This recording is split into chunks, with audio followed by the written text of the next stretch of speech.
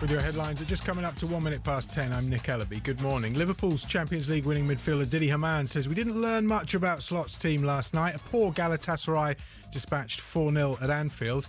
Didi says he agrees with talkSPORT's Danny Murphy. I think it's far from certain that he's a manager next season because the football so far has been below par for too long. Meanwhile, Adrian Durham's comments about Eddie Howe needing to hand in his resignation reached the Newcastle away fans at the Camp Nou. One of the supporters brought it up, they had it on their phone there, but that certainly isn't the feeling amongst myself, amongst the press, or amongst right-minded thinking supporters. Daily Mail's Craig Hope says Newcastle are in a good place despite shipping 7 goals against Barcelona. Eddie Howe's already looking ahead to the derby with Sunderland live on talkSPORT midday on Sunday. Spurs have a massive game with Nottingham Forest. Here's how former boss Gus Pochette's describing the relegation 6-pointer. World Cup final. Simple as that. Yeah. Yeah, for me, yes. I know what Tudor said, and I respect his opinion. You know, there is more games, but this one is massive. And has Rory McIlroy forgotten his roots? talkSPORT's Rupert Bell's been taking a look at his Masters menu. There's not much Irish about it. The Irish just seems to, just from a culinary point of view, has been beaten out of Rory McIlroy because he obviously eats in a lot of posh restaurants. talkSPORT News.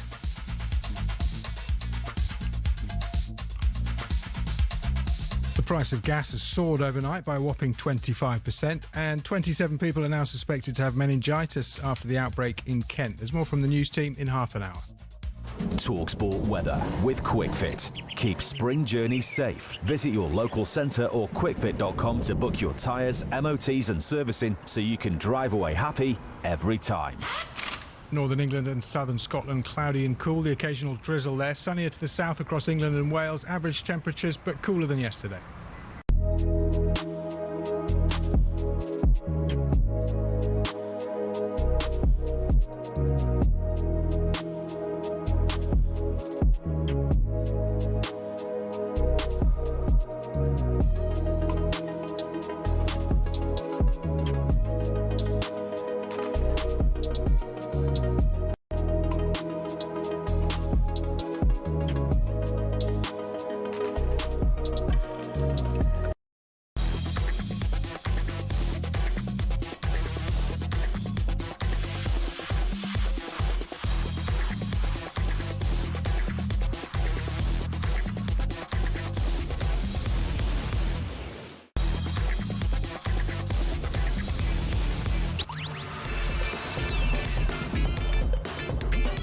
Good morning, everybody. You're listening to Jim White and Simon Jordan. We're live on talkSPORT. So Liverpool power into the Champions League quarter-finals, but it's time up for Spurs and Newcastle. How far will it go to calming those Slot sceptics? Meanwhile, why has 17th become more valuable than a European trophy?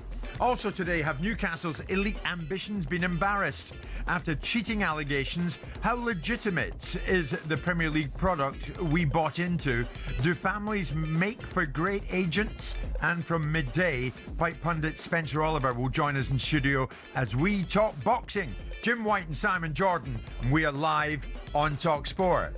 100% engagement. Jim White and Simon Jordan on talkSPORT.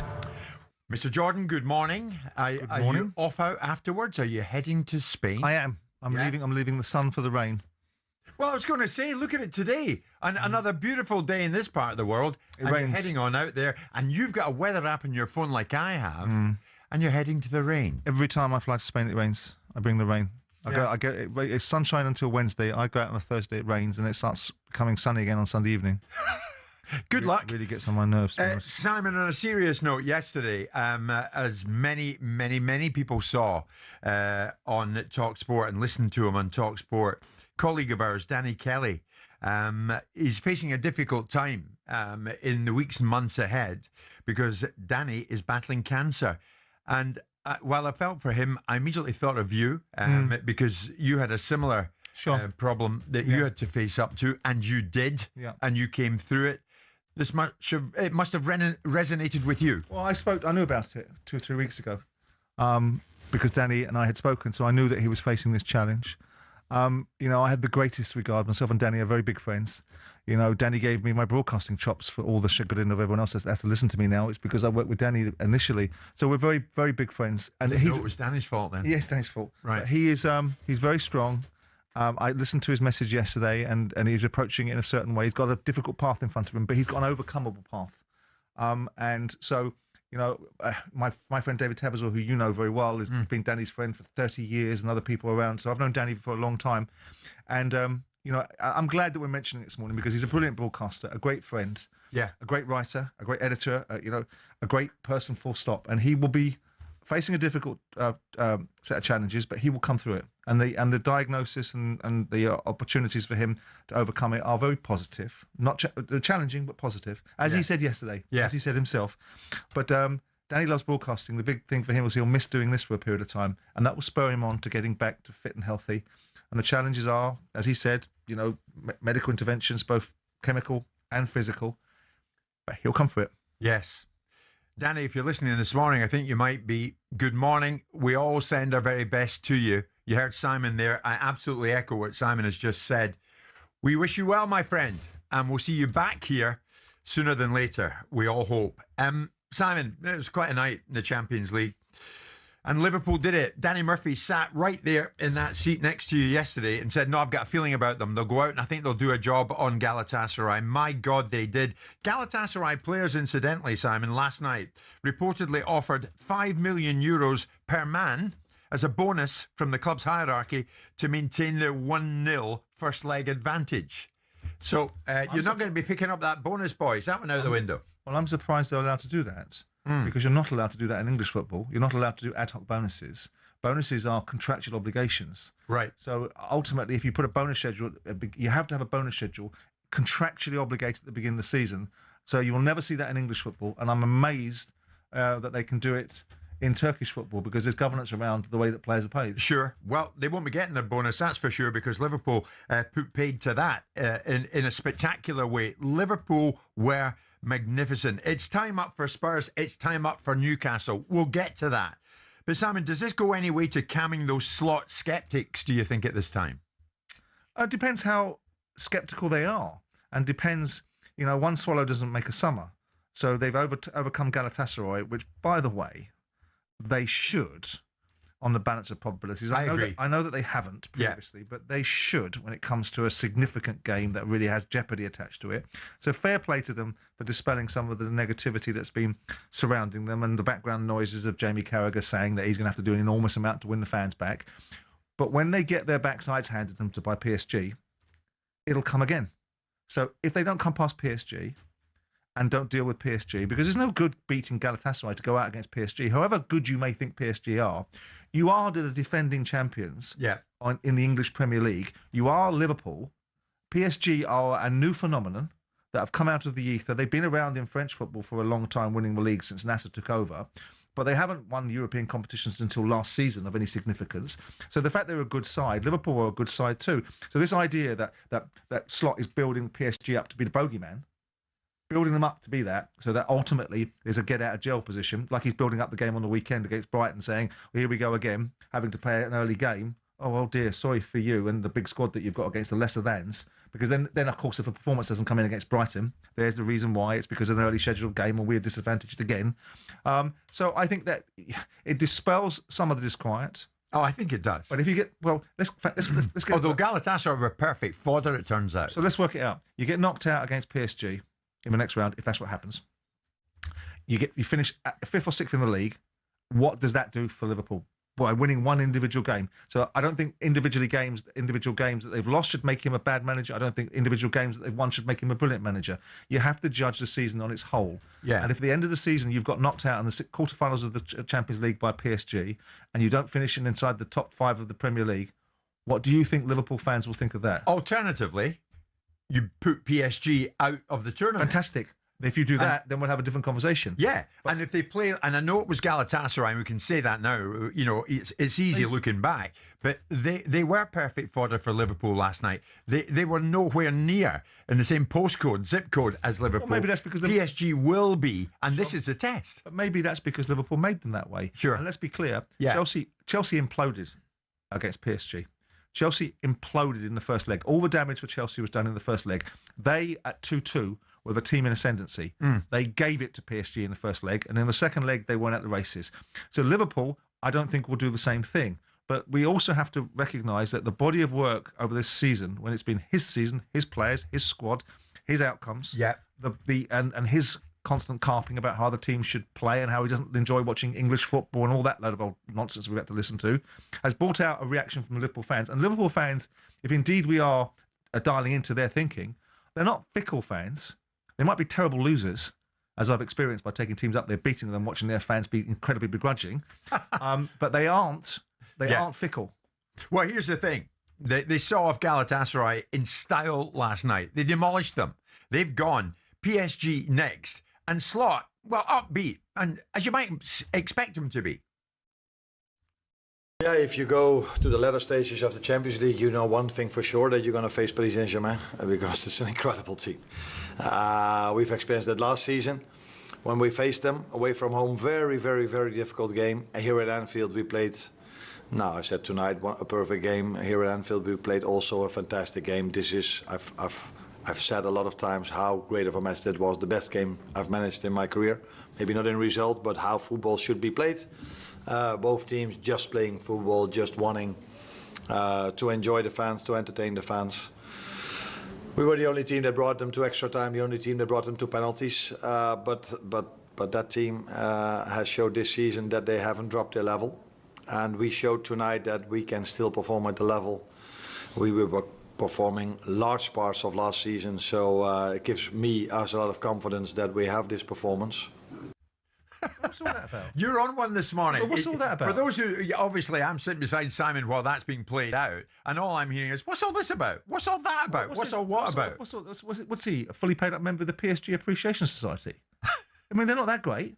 They're not as good as they were last year when they went into the Champions League. They're the defending champions. And these are defending champions of English football. So what does that mean then? How are they getting on in the What do you want them to say? I just think he should be concentrating on what he's doing rather than setting a narrative that we're up against the bogeyman. We're up against the beast in the division. We're up against the most challenging team. We all know that. We can read between the lines. What I don't like is managers building some margin in there.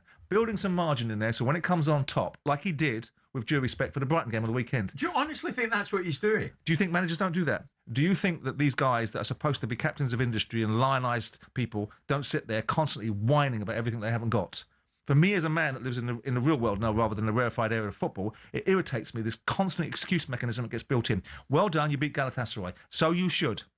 And you've done your job, and well done you. But why are we sort of a sudden building up PSG to some mythical height? Yes, they're the champions of European football, though they're not great side this season. They're an okay side. I know, but Simon, he's not going to talk them down, and he's certainly not going to say, now we hope to do to PSG what we've just done to Galatasaray. Why? Because if he does, he's heading for an almighty fall if it goes pear-shaped. He's going to head for... So let's get it right. If he gets beat by PSG... as a result of saying that Liverpool are one of the best teams in European football and should be giving PSG a really competitive challenge. In fact, I fancy us in that game. They'll never say that because they don't want the consequences of being... So you think he's getting excuses in early? Well, there's a part of me that thinks that. But it might be I'm not in a good mood this morning. But the idea that... Because I listen to them all the time and they get given... These big clubs get given everything. And they whine about fixture lists, they whine about playing in Europe, they whine about the challenges they put on their toes.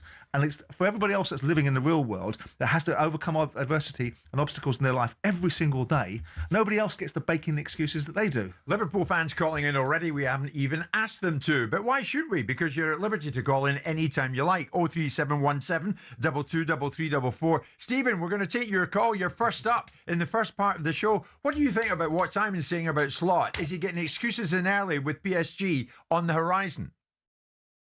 Hello, Jim. Is that me, young? That's you, Stephen. Right, yeah. Good morning.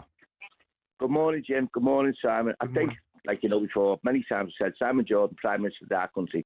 Anyway, regarding last night, Jim, no, seriously, Arne Slot, he got a key out of jail card last night because we couldn't be any worse against Spurs. We were on Sunday. That was the game. I'm a Liverpool fan, born and bred Liverpool fan. I was absolutely devastated and bored out my skull. And then Arne Slot comes on and goes, we can't play, score a goal, not and play. We can't play against a low block. Arne, that's your job. Fix it, sort it out. And you did last night. I remember being in the cop as a kid going, attack, attack. Arnie, you need to watch the replays of what we are all about. Liverpool supporters are all about having a go. We don't mind losing. We respect losing. But don't go out with a whimper, Arnie. And I think this is a stay of execution for you, Arne Slot. I'm giving you a bit of a boost up the Kankala, by the way, like many Liverpool fans. Arnie, please play football the right way. Have a go. Otherwise, you're going to just meander. We respect you because you won our 20th. Yeah, but Stephen, it's the right way, not the winning way. That's what you guys want. No. And Jim, we win 1-0 every week playing Arne Slot's style of football. We'd be bored, we'd be yawning. We go, yeah, kids, here's the Arne Slot talking now, here's the game, go to sleep.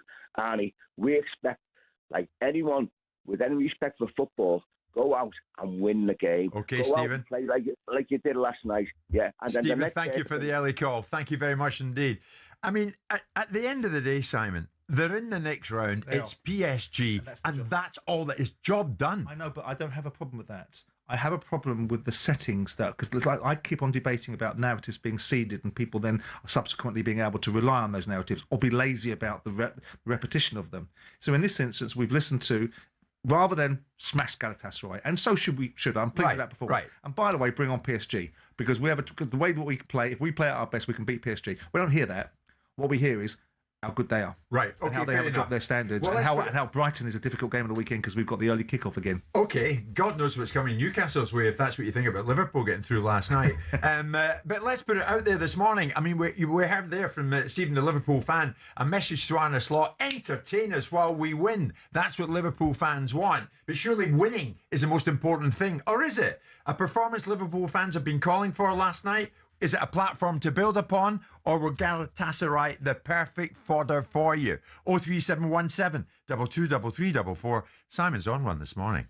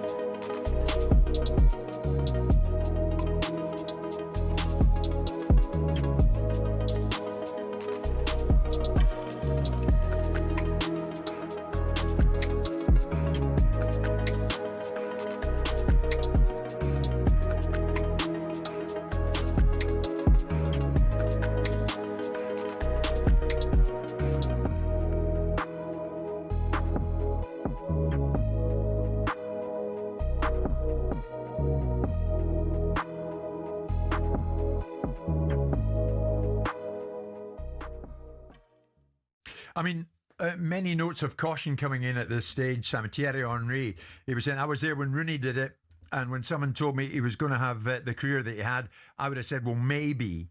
He says, it's a challenge not just for Arsenal, but for English football. Let's not get overexcited. I mean, there's an element of, hang on. Let's just be careful with this boy. Yeah, I mean, you should be careful with all young players. I mean, ironically, they've got another kid coming through in the under-13s called Luis Muniz, who's potentially even better than Max Dellman. They've got a conveyor belt of these kids coming out of Arsenal for some reason or another. But insofar as he is concerned, listen, he is. If they can shut out the background noise, I mean, I saw his father having a go at a coach, and it seems to me that there's a very strong family unit, as there was a strong family unit around Jude Bellingham. Yeah. So if you can get the right people around you, the biggest challenge for this kid is that he is not distracted from his football and does not have the wrong voices around him that are creating chaos between him and the club, him and opportunities commercially, and all that sort of stuff. Get him wrapped around the right sort of people. He's in a big club. One of the best things of being a good player in a big club is that big clubs don't...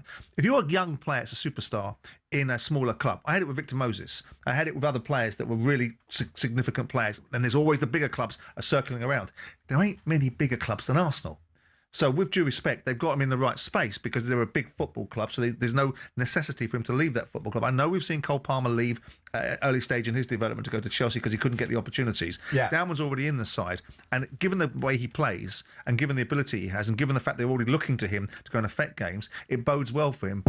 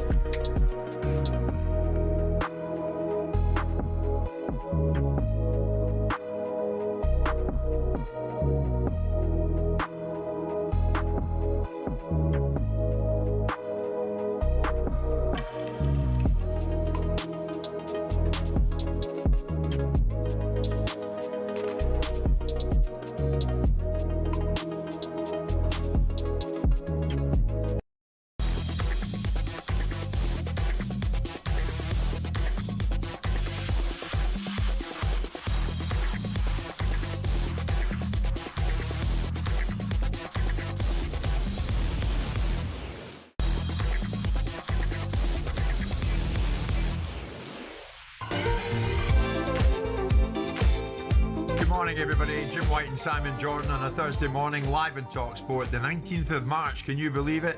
And we're coming to you live, courtesy of Selco. It's where the trade goes. We now know the Champions League quarter-final lineup. And what a lineup. Sporting Lisbon against Arsenal. Barcelona against Atletico Madrid. God, what a tie that is. Real Madrid, Bayern Munich. Bayern Munich, Harry Kane on fire right now. Magnificent last night on the already eliminated Atalanta. And PSG against Liverpool. But Simon giving Arne Slot next to no leeway this morning after what you heard there. You feel that Arne Slot is getting his excuses in early before they meet PSG? I just think that ultimately Liverpool have had a great result and well done them. And you know, people suggesting that Arne Slot was under pressure for this game, they've come out and smashed Galatasaray. Right. Fantastic. But I don't like managers building in some comfort zone into... There's no need to build up PSG as a boogeyman. There's every suggestion that you shouldn't be sitting there on television like I was advocating for a moment ago saying, we're going to smash PSG, because I know that puts you as a hostage to fortune. Right. But there's no need to start building in how good PSG are, what they are and what they're not. Who cares? How good are you and what do you do? And there's no need to build in the fact that you're playing Brighton on Saturday at 12:30, because, by the way, Brighton haven't got the same sort of squad as you got. All right. So, I mean, but surely last night against Galatasaray, it was a near-perfect performance. Is that not what Liverpool fans worldwide have been calling out for? And is it going to go anyway to calming the Slot sceptics, of whom there are many? Ian, big Liverpool fan, you're first up again. What would you like to say? Good morning. Hi lads, okay? Good, Ian. I totally agree with Simon. He's getting like a buffer in place there before we play them. He shouldn't be saying things like that. We should just... We're playing PSG. They're a good side. They won it last year. But at the end of the day, you know, we're Liverpool Football Club. And what we've got to do is just get at them. And the same type of tempo we played last night, that's what we need even more. So I totally agree with Simon. Sometimes in some of his language he says on the interviews, it does sound like he's getting excuses in early, and it gets on my nerves. You know, if he fails to realise he's managing one of the biggest clubs in the world. So, you know, PSG are a decent side. But Ian, what makes you think that Arne Slot... There's no reason why we can't beat them. There's no reason at all. But Slot will think the same, mate. I was about to ask you, what gives you an idea that Slot doesn't think the way you think on this? You'll be absolutely aligned. Slot will be saying exactly the same thing. I don't know. He's come out with some strange... he's had some strange interviews, Slot. He has. He's said some strange things in the last few months. I don't get him. He's got to, you know, don't forget the players are listening to this. He needs to say the right things and get them players geared up for every game. Doesn't matter what competition it is. And sometimes you just, as I say, his language is like he's boosting the other team up before he mentions his own. Forget all that. You know, he's got to just, like, you know, bit of respect to the opposition, but that's it. No more. Okay. No more than that. Just a little bit, and that's it. Ian, thank you very much for the call. Benjamin, big Liverpool fan. Do you go with Ian? Benjamin, good morning. No, I would actually disagree. I think, to be totally honest, he's trying to play the right manner moving forward with what he said, because Simon said PSG, the bogeyman, everyone should be terrified. Well, when Barcelona were winning 2 European Cups out of 3 seasons, everyone thought this was going to be a dynasty and they were going to take over Europe. So if he says we're going to go out and win the European Cup and we're on a journey, people kind of go, well, you can't beat Spurs at home. So I don't really know what he's supposed to do moving forward. Exactly.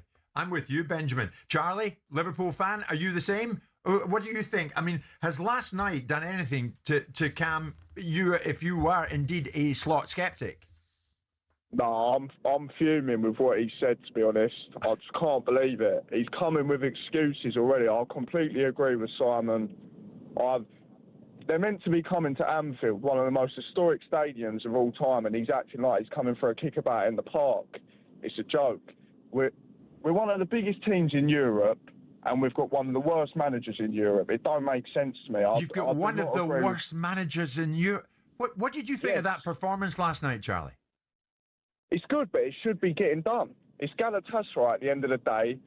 They're not the greatest team. They've got the odd couple star players like Osimhen, even though he broke his hand in the first 10 minutes. But it should be getting done.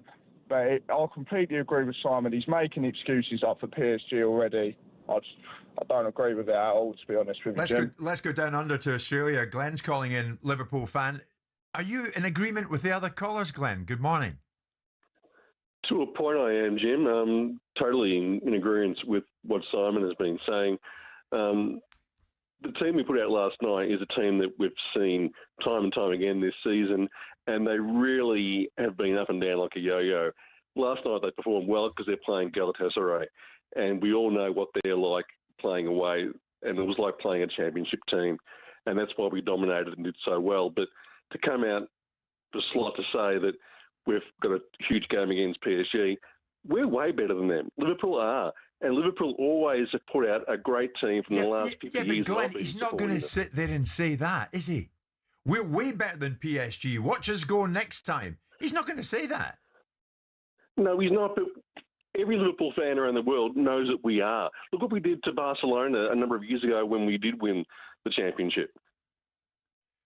In all honesty, I'm somewhat stunned by this morning, Glenn. What do you want to hear from Slot as this game gets ever closer then? Tell me. I think you should come out and just say what we really can do on the pitch and what our team can really perform on the day. And like I said, we've seen that same team perform badly, and then last night they came out fantastically, but against a very defensively Galatasaray team who couldn't perform against us because we kept pressing them. And that was why Slot got the job, because he was a big fan of the pressing. But then after we won the league championship last year, everything started to change. And that's why this year we have been so up and down that no one really knows what the game plan is for the future. Okay, Glenn, good call though all the same. And thanks for taking time out down under in Australia. Andy, take me to the 10:30 break. Good morning, mate. If you start this call with, I'm in complete agreement with Simon, I think I'll scream. So it's all yours. Good morning, Andy. Good morning, gentlemen. Great show. Big fan of the show. I listen every day. Best show on the radio. Thank you, mate. Thank you. On you go. As I said to the producer, I get very frustrated with Liverpool fans. I've been a Liverpool fan since 1978. So, and the way some Liverpool fans behave now, criticising the manager and having a go, that's something that Liverpool fans never used to do. And they just seem everything that Liverpool do right is more down to the players or the opposition. And if at some moment something goes wrong, it's all on Arne Slot. And sometimes I think you've got to look at what the players are doing themselves. Like you look at how bad Mo Salah's been this season. And it's a drop-off which can't be explained. And I do get frustrated when I hear some of the calls like I've heard just now. No, Andy, what I can tell you, Simon's sitting here nodding. But that's completely fair. Andy's nailed it there. That's completely fair, but that's a different context of the conversation that we're having about Arne Slot and his approach to PSG and his approach to Brighton on the weekend.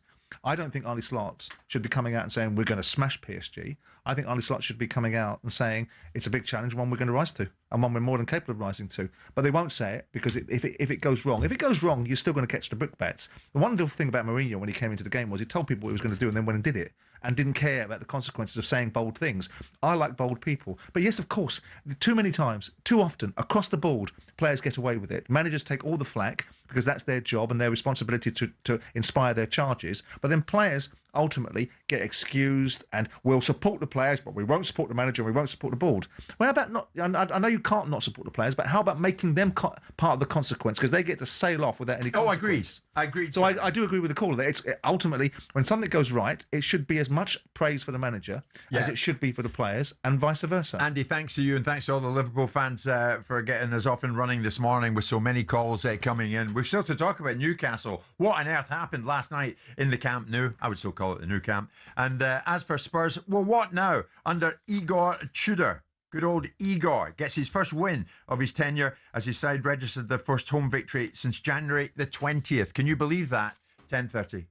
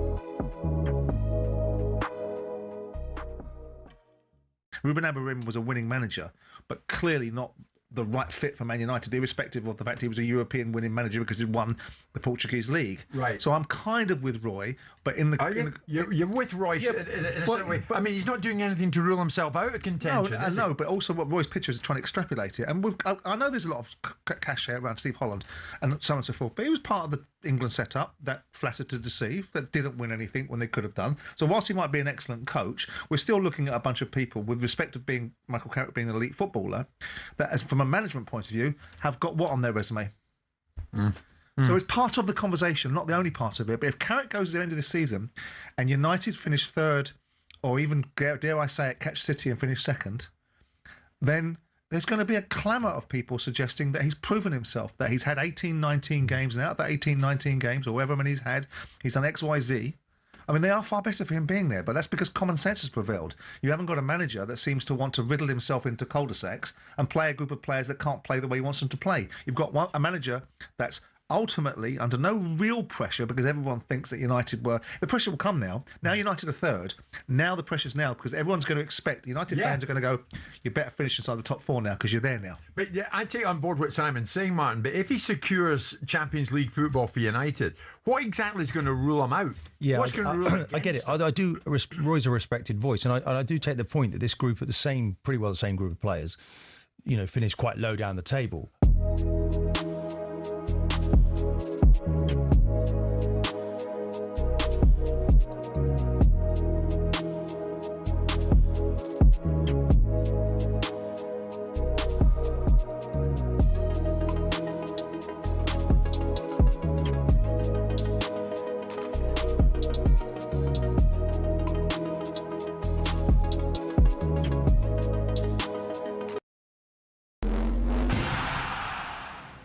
Liverpool's Champions League winning midfielder Didi Hamann says we didn't learn much about Slot's team last night.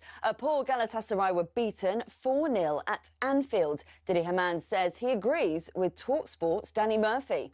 I think it's far from certain that he's a manager next season because the football so far has been below par for too long. Meanwhile, Adrian Durham's comments about Eddie Howe needing to hand in his resignation reached the Newcastle away fans at the Camp Nou. One of the supporters brought it up, they had it on their phone there, but that certainly isn't the feeling amongst myself, amongst the press, or amongst right-minded thinking supporters. The Daily Mail's Craig Hope says Newcastle are in a good place despite shipping 7 goals. Eddie Howe's already looking ahead to the derby with Sunderland, and that's live on talkSPORT midday on Sunday. And Spurs have a massive game with Nottingham Forest. Here's how former boss Gus Poyet described the relegation 6-pointer. World Cup final, simple as that. Yeah. Yeah, for me, yes. I know what Tudor said, and I respect his opinion. There is more games, but this one is massive. There's more at talksport.com.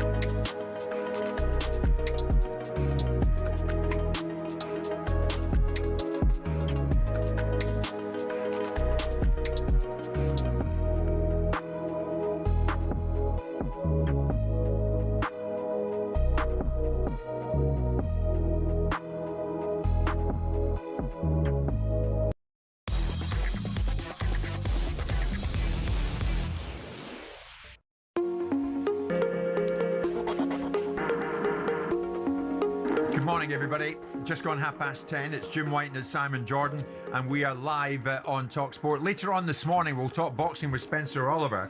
Another interesting charity event coming up, Simon. Ex-footballers in the ring fighting each other for charity. Chris Iwelumo is taking on Lee Trundle. There's a heavyweight affair. Trundle scored for Bristol City against my Palace in the playoff semi-final, so I hope Trundle gets a good pasting. All these years on, Chris Iwelumo is going to be joining us in studio later on this morning. He's going to join us in Zoom, I should say. Good lad, Chris. He's a great guy. All in the name of charity. What happened last night in the Nou Camp? My goodness me. Newcastle United, it looked as if they were going to give Barcelona a serious game last night. It didn't work out that way. In no uncertain terms. 7-2 on aggregate, and they pretty much capitulated to the Catalan side. But, Simon, when you look at it, domestic indifference and a European slap, with Sunderland coming up this weekend, have Newcastle under Eddie become an impossible mixed bag to analyse this season? What are Newcastle United right now? I'll get Simon's take in a second. This was Eddie post-match. Yeah, I've got no problems picking myself up. It's more the players. I'm able to move quite quickly through things and the game and the review process to then think of the future very quickly. Now it's all about Sunderland. It's not about what's happened today. It's about learning from today and evolving and changing if we need to. But it's about the next game and making sure we're mentally ready, physically ready for what's going to be a huge game for us and for the whole city. So I think that's quite a good game for us to go straight into, because there's no time for any other thought than that one. There's no time, because if you think about it, what happened in the Nou Camp, I think they'd be afraid to come out again this weekend. I said 7-2 in aggregate. It was 8-3 in aggregate. It was 7-2 last night. Chastening. What did we look at last night, Simon? What did we see? Well, I've only seen the highlights of it because I was out yesterday evening, but I've also seen the press stuff that Eddie's done about the manner in which the squad approached the game and the confidence that they had and the belief. And he'd never seen the squad as confident and having much as belief as they had. And he saw it exhibited in the first half, how they had done everything that he wanted them to do, albeit they were behind in the game, but they were as good as he had wanted them to be at certain aspects of the game. Now, I don't know whether they got carried away with themselves and tried to bring it to Barcelona and got caught in the headlights. And subsequently, they got swallowed up by Barcelona in a game where they've got players that can really hurt you. But, you know, it's not a result that Newcastle would ever wanted to see, ever have anticipated seeing after the first leg, but it's one they've got. Yeah. Now, the challenge for them is, how do Newcastle square this circle of having the idea of having the world's richest owners, having this marvellous fan base that are not demanding success, but wanting it so much? And obviously we saw that last year when they won the League Cup. And how do they do it? What are they, 9th in the league? Who's in front of them that shouldn't be in front of them on paper? Perhaps Aston Villa, perhaps Brentford and Everton. Other than that, where's the argument? What can Newcastle do? They've got to punch massively above their financial weight to break into the top 6. Right. So really and truly, what we're talking about, Newcastle being 9th in the league, is if they go past Brentford and Everton and finish 7th or 6th, yeah, they've done their job. But they won't have done their job prima facie because they've been successful in getting into the Champions League. They've got the moniker of having the world's richest owners, but they've got the backdrop, the commercial reality. They cannot go pound for pound with these boys that are spending 250 million quid every transfer window. They can't keep their best players because their best players are going to legacy football clubs like Liverpool. Yeah. So what do? The only thing they can do is do something they should have done and should be doing now, which is build a new stadium, increase the capacity of the stadium, increase the revenues, get some more opportunities to be able to monetize themselves better. That is the only way Newcastle will achieve anything vaguely resembling what their CEO said about being a dominant force in 2030. That's it. End of discussion. Right. We've taken me right to it. Perfectly. No, Eddie Howe. Right on cue. You can bring in Luis Enrique if you want. You can bring in the reputed best managers in European football. Unless they're given the tools to work with, they're not going to do anything better than Eddie Howe's doing. Got you. So, in other words, does last night make something of a mockery of Newcastle's ambitions to compete and become one of the elite? And remember what the chief executive, David Hopkinson, told me about the club's 2030 vision when I was up there recently. You know, we have a high ambition here. We have a concrete plan. It's a 5-year plan. It takes us through 2030, and it has benchmarks along the way. You know, a plan without a time frame attached to it is just a fantasy. It's just a dream. So we have a plan here. We have a strategy here. We're working on executing that every single day. But 10 years is too long. We got to think about how we are consistently contending for those top prizes within 5 years. 10 years, you know, you walk at a certain pace. With 5 years, I already feel like we're burning daylight, and we need to get after this every So by 2030, Newcastle United, this great club, will have been Premier League champions. That's what you're telling me? That's our ambition. So what are you saying, Simon? Are you saying, yeah, get on with it, but get on with it now? Okay, well, it's wonderful, but how? If you want to distill it down to its lowest common denominator and boil it down for everyone to understand, you are hundreds of millions of pounds per year behind the other clubs that you're chasing. How do you can do it in individual moments, because you've proven that you can. In order to compete with these guys, you need to be relentlessly inside the Champions League places to be able to bridge the gap with another £100 million a season of added revenue, added worth, and keep on building from there, and your commercial values go up. How are you going to do that unless you are winning games against the opposition that are already £300 million a year, £200 million a year ahead of you? How do you bridge it? It's wonderful that you've said that this is what your plan. How? And the answer must be, we're going to build a new stadium, or give me some wonderful insight into how you're going to, not just tell us what you're doing, how are you going to do it? And it's not a secret. We're not going to tell you because other people might work it out for themselves. You can't tell us because it's sound bites. Because if you are actually honest, you don't think he's going to live up to what he's saying? How? He did say though they're going to stick in 10,000 more seats. They're developing it. They're expanding it. Fantastic. They're going to do it. If you build, so what's your beef about that? If you build a new stadium, you open up a whole raft of other opportunities, which is why they build new stadiums. If you were to build a 75,000 seater stadium in Newcastle to fill it, that's not 10,000 seats, that's 25,000 seats. There's a 50,000 uplift. You then build in all the enabling, all the digitalisation that they all know goes into stadiums that can actually monetize it way beyond just people sitting their bums on their seats once every 2 weeks. It brings it into play for all manner of other revenue streams, all manner of other opportunities, all manner of other conference and banqueting, which throws in tens of millions of pounds, which then throws in commercial endorsements on the top of it. So then you start to bring in this extra 30, 40, 50 million quid. Now, I've said previously to West Ham fans, pack it in. You can't expect people to build a stadium just because you want them to, because you don't like the ownership. These guys can.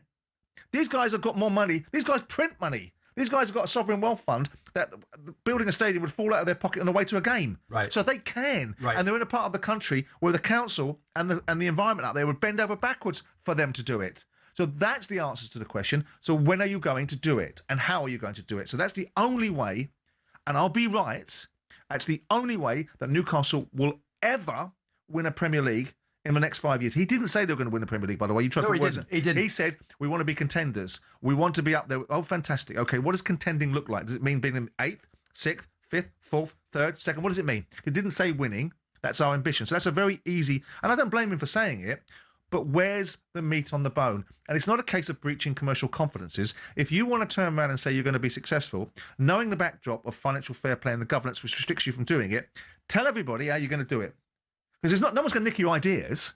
Because you're in control of your own destiny. You're almost telling me that after hearing Hopkinson there's absolutely no excuse if they don't do it. But that's the only way to do it. Especially with the Saudi ownership. But if you're going to sell people that vision, then you've got to tell them how you're going to do it. Because ultimately, you're just selling them a pipe dream. Newcastle United, as big a club as they are, and as wonderful as their fan base is, and as meaningful as they are in their region, can never, ever catch Manchester City, Chelsea, Liverpool, Arsenal, without having the financial wherewithal to match them. And they cannot have the financial wherewithal unless they're proposing they're going to be able to change the rules, unless they're proposing wonderful revenue streams that we've yet to be able to discover. How can they do it? I mean, they can't spend £1 billion over 4 years like the other football clubs do, because they haven't got the bandwidth within the confines of PSR or squad cap governance or whatever the bleeding latest mnemonic's going to be, to be able to match them. And we all know that you buy the best players, you get the best outcomes. Their best player gets bought by who? Liverpool. Yeah. Until you change that, they can nick Brentford's players. Yeah. Fantastic. But they're not trying to beat Brentford to win the league. Right. They're trying to beat Liverpool and Manchester City and Arsenal. You're saying Newcastle United, you say you're one of the big boys, start acting like one of the big boys. They're definitely one of the big boys. They've got the ability to be so. But if you're gonna sell people this vision, then you need to be held to account as to what that really means, because it's a crock. You can't do it. And unless you're going to tell me that you can do it by some methodologies that other people can understand, the only way you can do it, whether I'm being slightly bold about what I'm saying, is to build a new stadium. And any other football club, I'd say to the fans, really, come on. But Chelsea were bought for £2.5 billion. These guys bought Newcastle for £300 million.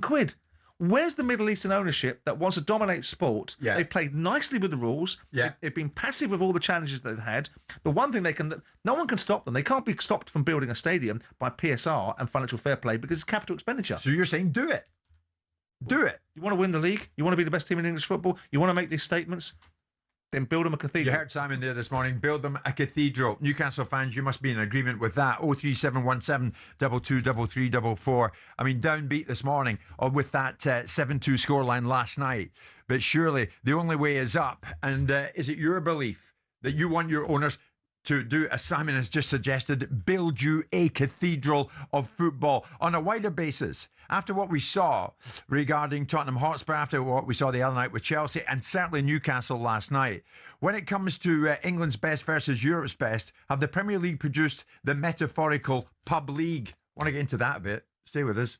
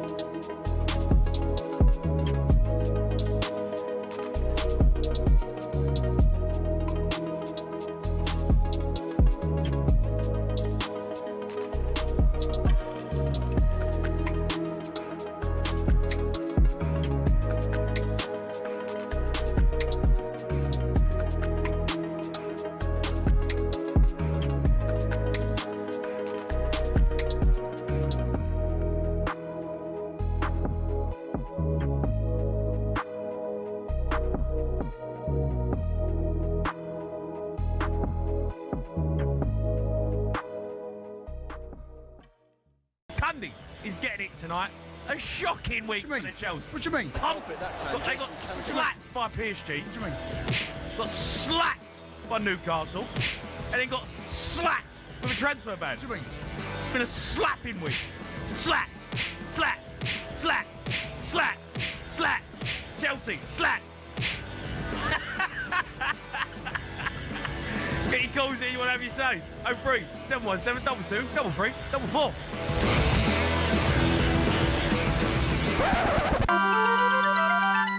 Do you know what's amazing? Before the game, it wasn't me. We had a meeting with the referee. My assistant goes in. The first thing he talks about is our huddle. Chelsea 0, Newcastle 1. It's just one straight long pass through the middle. It really is awful defending from Chelsea. And when Murphy lays the ball off, there is Anthony Gordon literally to walk the ball home. My players made a decision that they wanted to be around the ball, to respect the ball. What signs have you seen? I've seen signs. What signs? Encouraging signs.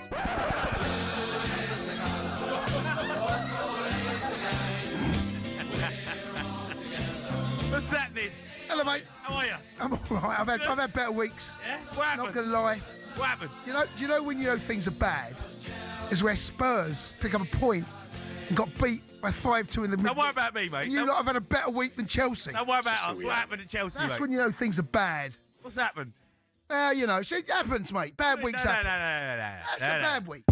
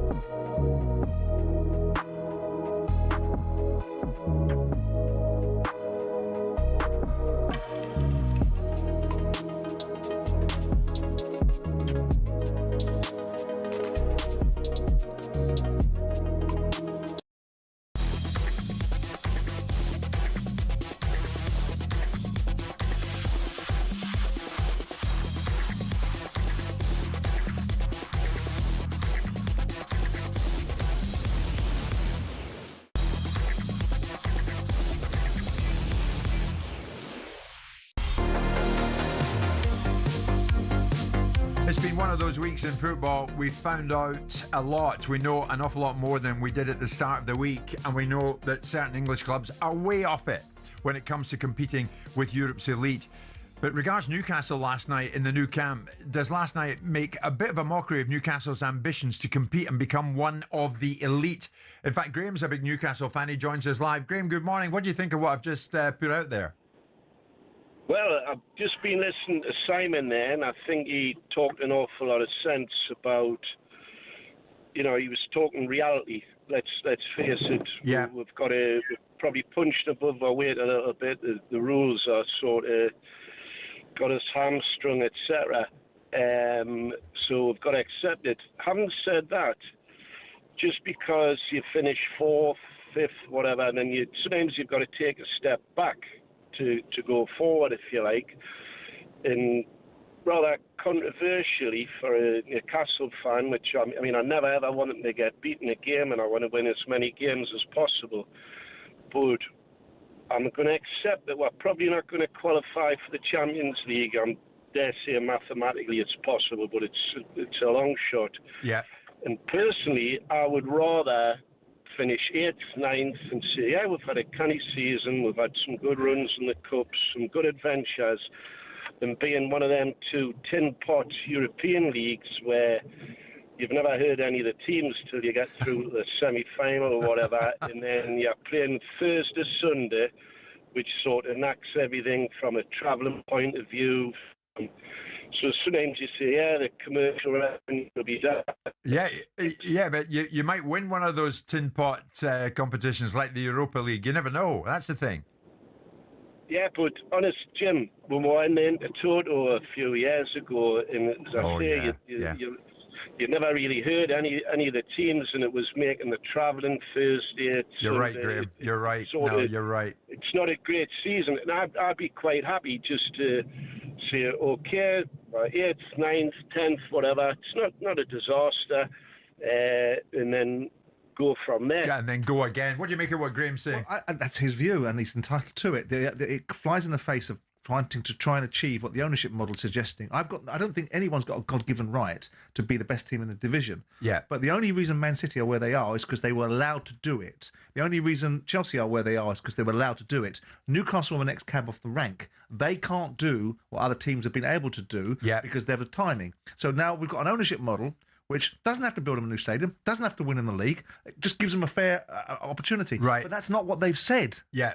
That's not what they've said they're going to do. So if they've said something different, then the fans are entitled within reason to say, well, tell us how you're going to do it then. And you have to qualify for Europe every season one way or another. Sure. Because otherwise you're never going to close that gap. I want to put this to you as we head towards 11 o'clock. And this is factual. This is where we're at. Over 2 legs, Newcastle concede 8. Spurs concede 7. Chelsea concede 8 against PSG. Manchester City even conceded 5 again, albeit Real Madrid. Simon, when it comes to England's best versus Europe's best, have the Premier League produced the metaphorical pub league? No. I mean, goals. I mean, what do we want? Do we want games to be 1-1-0, or do we want attacking games where teams score goals and the best team scores more goals? Yes, you want defensive. They've been mauled, these teams, this week. Well, I don't think Man City have been mauled. I think they got caught in a bad moment at Madrid and got beat 3-0 in the away leg. It can happen to anybody. Maybe not a mauling. Let me put this to you then. When Scottish clubs produce these kind of results in Europe, they can point to a lack of revenue. So what's the Premier League's excuse? Well, they can also point to the fact they never get out of the group stages. All right. Take what I'm putting to you. So when they get out of the group stages, we can have this conversation. Because none of the English teams... What's the Premier League excuse then at this stage? They're playing stage? better opposition in the knockout stages than you are in the group stages. Your teams are getting pumped in the group stages by average teams that aren't even qualifying. But the revenues are a whole lot bigger. Maybe batting Real Madrid. Yeah, but a lot of the time... Hang on, the teams we're talking about are Celtic and Rangers, and some of their revenues are the same comparatively to the teams that they're playing against in the European competitions. There's a few exceptions when they play against the Madrid, but when Rangers have got 80, 90 million pound turnovers, as have Celtic, some of the European teams that they're coming up against and getting pumped by are not much bigger in revenue terms than they are. So what's your point? My point is this, and I go back to it. The bar is set high at this particular time, but some of England's best have really come up short. Yeah, they've come up short. I mean, now, did you expect them to come up so short this week? Do you expect that Spurs aggregate scoreline with Chelsea or with Newcastle? Okay, well, Spurs are in an absolute funk, right? So you would have expected Spurs to have got some trouble out of their particular scenario. Right. The Man City thing, well, okay, they've got beat by Real Madrid, arguably the most successful team in Champions League history. No, not arguably, factually. So they've got them done by them. The Newcastle one, yeah, they've got caught by Barcelona. By Barcelona. Who did Celtic get pumped by? Eintracht Frankfurt, 7 or something. Yeah, but apart from Lewandowski and maybe Rafinha, Barcelona's a team of kids. Very good kids. Yeah, for sure. Very good kids. Yeah, no. In terms PSG did a job in terms of Newcastle, you can make the argument that English teams. I'm happy for you to make the argument that English teams have had some real difficulties in this competition, have come up short. But I'm not happy for you to make the argument by dragging Scottish teams into it as some mitigation to what they achieve. You're out there on your own in terms of a special brand of useless in European competitions. You don't need to draw a comparison. You don't need to draw a parallel between what English teams do. They haven't in this group stage. Post these group stages, Chelsea have fallen asleep at the wheel after being in the game against PSG. They've played arguably the best team in Europe in PSG. Real Madrid, Barcelona. These are legacy football clubs. All of them have top players. I'm going to fight back on that, and I know we're coming up to the 11 o'clock bulletin, but you lot, i.e., you, have been criticising the other leagues in Europe ad nauseum. Yeah, like Eredivisie. You called Ligue 1 a farmers' league. I did not call it a farmers' league. You called PSG the Fabergé egg club. I did 3 years ago. You called the Bundesliga a one-horse league. It is, and the best team wins it. I.e. Bayern Munich. That's why they won it 13 times out of the last 14 or something. So you think it's an English club that could do what Harry's Bayern Munich have done against Atalanta and win 10-2 in aggregate? Yeah, of course they could. All right. Of course. No, but that is, by the way, that is a hell of a result.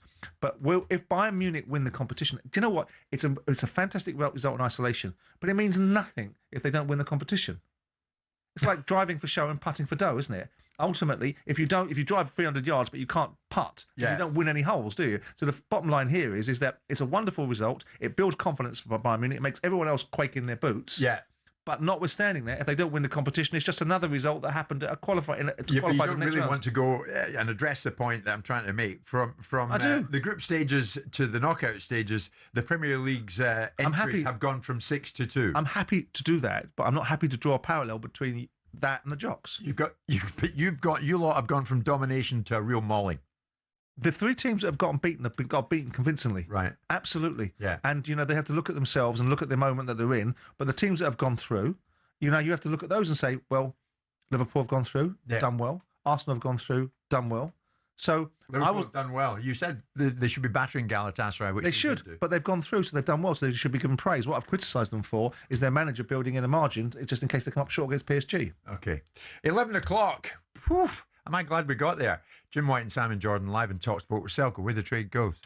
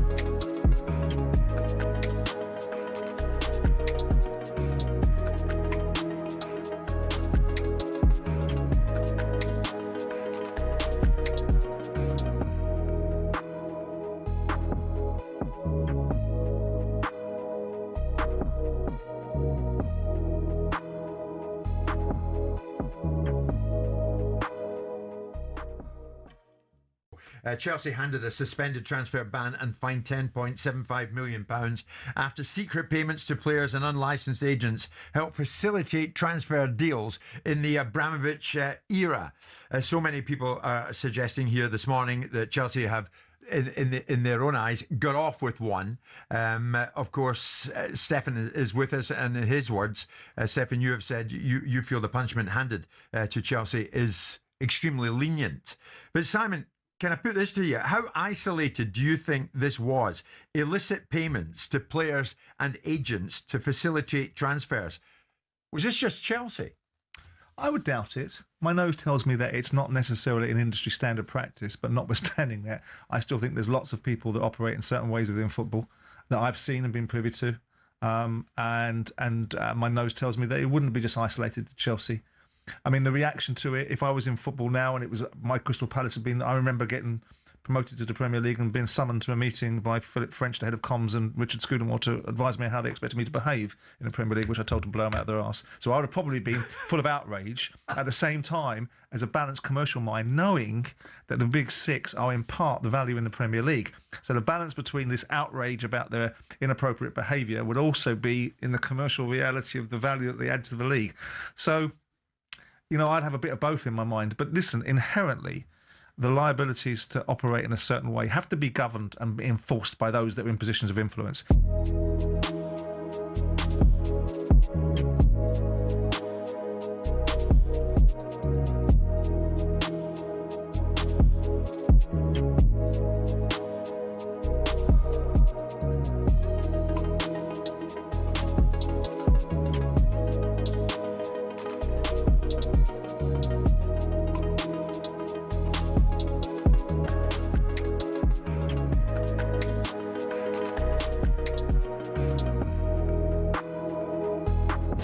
talkSPORT Sports Update, powered by the Nissan Van range. Commercial vehicles that go the distance for your business. Search Nissan Vans or head to your local Nissan Van Centre.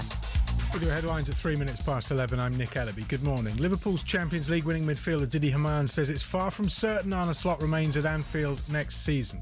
I don't think we found out an awful lot about Liverpool yesterday. We know on their day they can be as good as anyone, but they played against a desperate team yesterday. It was truly dreadful what Galatasaray. After smashing Galatasaray, Arne Slot's looking forward to Liverpool's quarter-final rematch with PSG. Two teams, he says, play football in the right way. Simon Jordan's asking, why build up PSG as a bogeyman? There's no need to start building in how good PSG are, what they are and what they're not. Who cares? How good are you and what do you do? And there's no need to build in the fact that you're playing Brighton on Saturday at 12:30, because, by the way, Brighton haven't got the same sort of squad as you got. Liverpool's trip to Brighton is live on talkSPORT on Saturday lunchtime. Meanwhile, Spurs' relegation six-pointer at home to Forest has been called a World Cup final for them. Here's former Spurs midfielder and assistant coach Gus Poyet on Tudor's challenge. You have your first win yesterday, but you're out. So I don't know how the players will take it. If they take it in a positive manner, great for Sunday. If they take it that they lost because they're out, who knows if it's good or bad.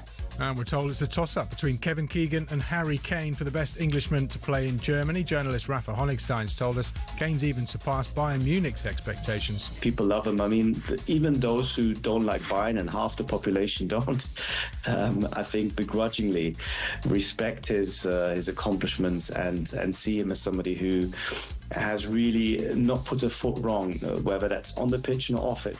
Harry Kane's the first Englishman to score 50 Champions League goals. More at talksport.com. talkSPORT News. Oil prices have jumped again after Donald Trump threatened to blow up the world's largest gas field, and 27 people are now suspected of having meningitis in Kent. More from the news team at past.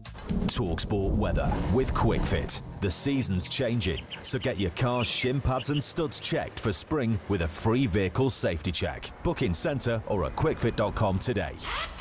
Northern England and southern Scotland cloudy and cool, occasional drizzle as well. Sunnier to the south across England and Wales. Average temperatures cooler than yesterday.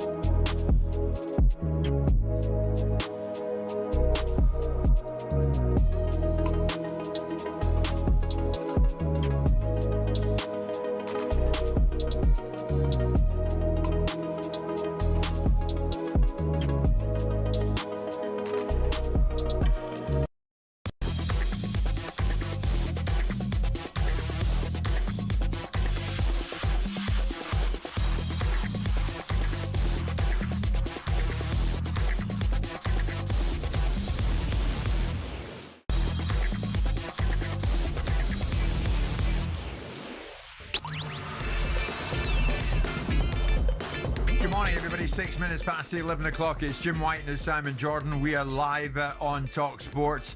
Igor Tudor and Tottenham got a win last night against Atletico Madrid, but where does it leave them going into the coming days? We're going to look at Tottenham shortly, because one or two Tottenham fans last night, I think, were beginning to think, yeah, maybe this Igor Tudor's not doing a bad job after all. Maybe I'm wrong, maybe I'm right. We shall see. What we did find out this week was bombshell news that Chelsea were handed a suspended transfer ban and fined £10.75 million after secret payments to players and unlicensed agents helped to facilitate transfers during the Roman Abramovich ownership era.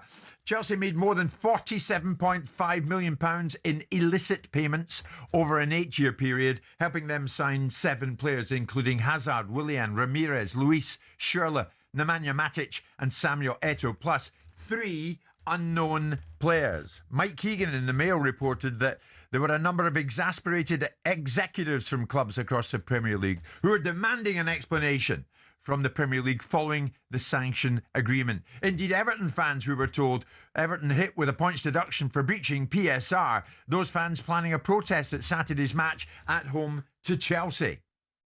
But now what? It's understood that Chief Executive Richard Masters has spoken individually on the phone this week to the clubs following the Chelsea verdict. It's reported now that the Premier League clubs have expressed anger over a perceived lenient punishment for Chelsea over those illicit payments, but there is no appetite across the board for any type of rebellion. You virtually nailed this the other day, Simon, because from your previous experience, when it comes to a matter such as this, you've experienced that the bark is always worse than the bite. And this seems to be exactly the same situation. Well, I understand it far more in the Premier League because the collective outcome is that the Premier League is such a rich league. They're all in business to get money, and they're not going to do it by being at odds with one another. They're at odds with one another in lots of different reasons because they've got different agendas, different clubs have different motivations, and of course there's relegation in the middle of all that. But in the Football League, it was just nonsense because no one had any courage to stand up and actually say things to people because they just didn't have that sort of mentality. Whereas in the Premier League, they do because it's clarified in money. So no, I'm not surprised. But that doesn't mean that they won't be asking for some clarification as to how we've got to this point, how so much weight was put behind Chelsea's mitigation. Yeah. And cooperation, so we say, not mitigation, cooperation. Cooperation was given as a massive mitigating circumstance to not sanctioning him with points. I suspect also the fact that it happened 7 years ago has less relevance than maybe the previous season when it happened with Everton or the previous season when it happened with Nottingham Forest. Yeah, but Chelsea are still perceived to have cheated. Well, but they, by the rules of the game, they have. And ironically, I would suggest that I'm not entirely sure why would it have just started in 2011. I mean, if that's the way you operate, that's the way you operate. I don't suppose you just hadn't had an epiphany and decided to operate that way. It might well be that you've been operating that way since you walked through the door. Yeah. So it might just be the thin edge of the wedge was the period they've been able to discover between 2011 and 2018. And all these Chelsea fans that were getting outraged at me yesterday, I was directing my observations about their attitude towards their club because they're sitting in the stadium cheering Roman Abramovich whilst brickbatting Liam Messina and the current ownership. And that's the point I was making about what's wrong with you people? Don't you understand that you did win things and you did achieve wonderful things, but you did it in a way that has now been discovered and is now going to have adverse reactions from everybody else. And if you don't care, then that's fine. But they do care, because if they didn't care, they wouldn't get their knickers in a twist every time someone says something about derogatory about their club. Now, everyone's going to turn around forever and a day and say, you're a cheat. You did things in a certain way. You orchestrated outcomes. Well, no, he didn't. You bought Hazard. It's been proven that Hazard was going to Manchester United unless somebody paid his agent and off the book £5 million. That's why you got him. And then Hazard comes into the team. You then sell Hazard. You get the money from Hazard. You book the profit of £100 million because he was on your balance sheet at a different thing. And then you use that money to go again. And so all of those things come into play alongside a raft of other players. That's what makes what John Obi Mikel said absolute, even more balderdash than it was when he said it. It makes it laughable now, the timing of it. And now you've got a situation where Chelsea have brought themselves into disrepute. They've brought the Premier League into disrepute to some extent. And the Premier League's response to it is to turn around and say that you don't get these sanctions because we put huge weight on the fact that you cooperated, and we don't put any emphasis on sporting advantage, even though Stefan and I, in this conversation, and Stefan yesterday, walked people through it by their noses, going, look at this is how it plays out. So it's undeniable. So there should be outrage, whether it's outrage for the public domain or outrage internally, which invokes rule changes. Yeah. Then there should be, because if I'm a football club inside the Premier League, I'd recognise that my bread is buttered by the Chelseas and the Man Uniteds and the Liverpools and Arsenals of the world, because they're the brands that sell the Premier League around the world. Right. But I'd also say it's bad enough I get it up the backside of the fact that I can't compete with you. Now you're really taking liberties. Well, exactly. And I'm surprised that the anger doesn't go further. If there's anger amongst some of the owners, then great. But why aren't they articulating that anger like Matthew Syed has done in his column in the Times this morning? Chelsea should have their titles annulled and trophies confiscated. We already knew their success under Abramovich was funded by money dubiously gained from the Russian people. Now we know that they were cheating on an industrial scale. And he's gone after Bruce Buck, the chairman, who you mentioned the other day. I can't help thinking of Buck, the highly paid club chairman, the most shameless of useful idiots, a man who was forever assuring journalists that Abramovich was a wonderful bloke. I almost choked in my cornflakes at this self-serving guff. Now, why are they not talking to masters at the Premier League on exactly those kind of terms? Well, I don't think, first of all, Bruce Buck was part of the committee that appointed Richard Masters. I think giving him a title of useful idiots is actually diminishing the role that he may have well played, given the fact he was a controlling influence on the ground alongside other people that had a £50 million payoff when they left the football club. So I don't think he was a useful idiot. That makes him almost like out of John Steinbeck book of, Lenny and George walking around not knowing what they're doing. He would have known what was going on. So he's not a useful idiot. And the easy for a journalist, and I like Matthew Syed, he's incredibly smart, but it's easy to be slightly pious about it by saying, annul this and do this. You start disrupting and dismantling. There's two sides to this argument. Where Matthew was right is if you don't clean house, you start to damage the brand. Exactly. But if you do clean house and diminish the credibility of the game and diminish the value of the Premier League by saying it's a league that you cheat in and all the previous winners can all be taken to task, specifically Chelsea and maybe Manchester City, what are you going to do then with the integrity of the league when you're selling it around the world to broadcast packages around the world? Look what's happened to Serie A. Not just because Agnelli tells me that it was the telcos in the UK that made the Premier League so much better than the Italians. It's also because they're smashed by controversy. They got Juventus booted out of leagues for controversy. The Premier League wants to manage this optic because it's a worldwide brand that really doesn't want it, and it thinks the noise will go away. I know what you're saying, but the journalists, masters can't still escape the fact, Simon, that two of the Premier League's most successful clubs this century. Oh, in the dock. One sanctioned in Chelsea, the other under investigation in Manchester City. Absolutely. So the integrity of the whole lot. But now what you've got is you've got brand management now. What you've got to do, which is the lesser of two evils, it is a risk-reward analysis. Go after it, clean house, sanction these clubs and throw them in the bin, right, and relegate them and annul their championships, all right, and turn around and say the Premier League wasn't a valid league that you all paid hundreds of millions to watch, right? Or tidy it up a little bit, hit them with a £10 million fine, fanny around the edges, and go on with the cash machine. Yeah, but reputationally, that's what they'll do, and that's why the Premier League clubs are being told, shut up. Reputationally, though, how genuine, how legitimate is a product that we've all bought into? Do you not think that this perhaps happens in lots of football clubs? Do you not think that going back in football across the board that there are people that behave in a certain way that they can get away with it? Do you not think this happens in South American football? Do you not think this? We've got refereeing scandals in Spain where they're talking about buying off the referees. This is not unique to English football. So we don't need to do what we do so well in this country, which is self-flagellate and destroy ourselves. We've got a challenge over these two football clubs. The length and breadth of it has been detailed by the Premier League. We don't like the outcome. The Premier League clubs themselves shouldn't like the outcome. Masters should draft better rules so that Chelsea should have got points for this in the here and now, and everyone moves on. Fair enough. But people like Bruce Buck, who I never much like anyway, but sat there in positions of influence and authority, sitting there and being described by Matthew Syed as a youthful idiot, allows him out of jail too easy.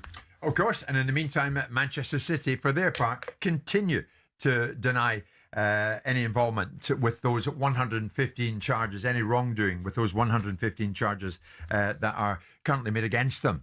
Still no further forward on that one. 11:15.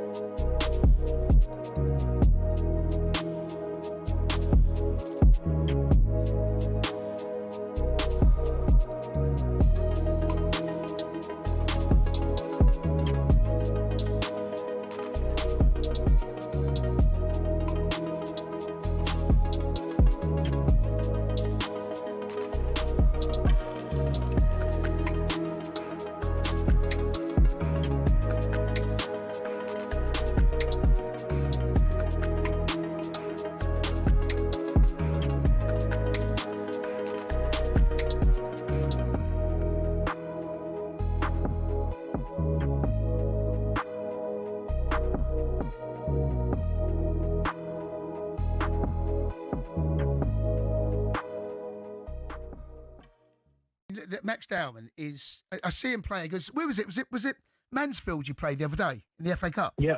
Right. Yeah. He makes a run, right, from about 15, 20 yards outside their box. All right, he just glides edge of the box like a slalom. Yeah. The kid is a major talent. So is Ethan Wanyeri, by the way. Yeah, I know. At that point, he bought Wanyeri on something like 91 minutes at 3-1 up, I think, or 3-0 up. Yeah. It was just to give him his debut, nothing else. And that was the point I was making. John Terry said that he was he hasn't seen a player dribble like that since Lionel Messi. Well, I would I'd hold back that sort of credit yet. I think, come on, let the boy be the boy. Let the boy just find his way. Totally different build to Messi. Yeah, of course. I mean, you look at the size of him. He looks like, and he's still growing. He looks like he could be. I don't know how tall he is, but he looks like he's going to be 6 foot plus, just by his build, doesn't he? And Messi was. Yeah, I would resist comparing any young player at his age to anyone at the minute. Just let him be Max Dowman. Yeah, he'll be Max Dowman. Yeah, he's a major talent. He's a major talent. Fair play to him. They do produce some. Yeah, they have. Lewis Skelly coming through. And I mean, the thing about Lewis Skelly, he might have to leave. Yeah. And Capierre, if they sign him permanently in Capierre, you've got in him, they've got Calafiori. Where's Lewis Skelly going to go? His international career, he could have been going to the World Cup. Yeah?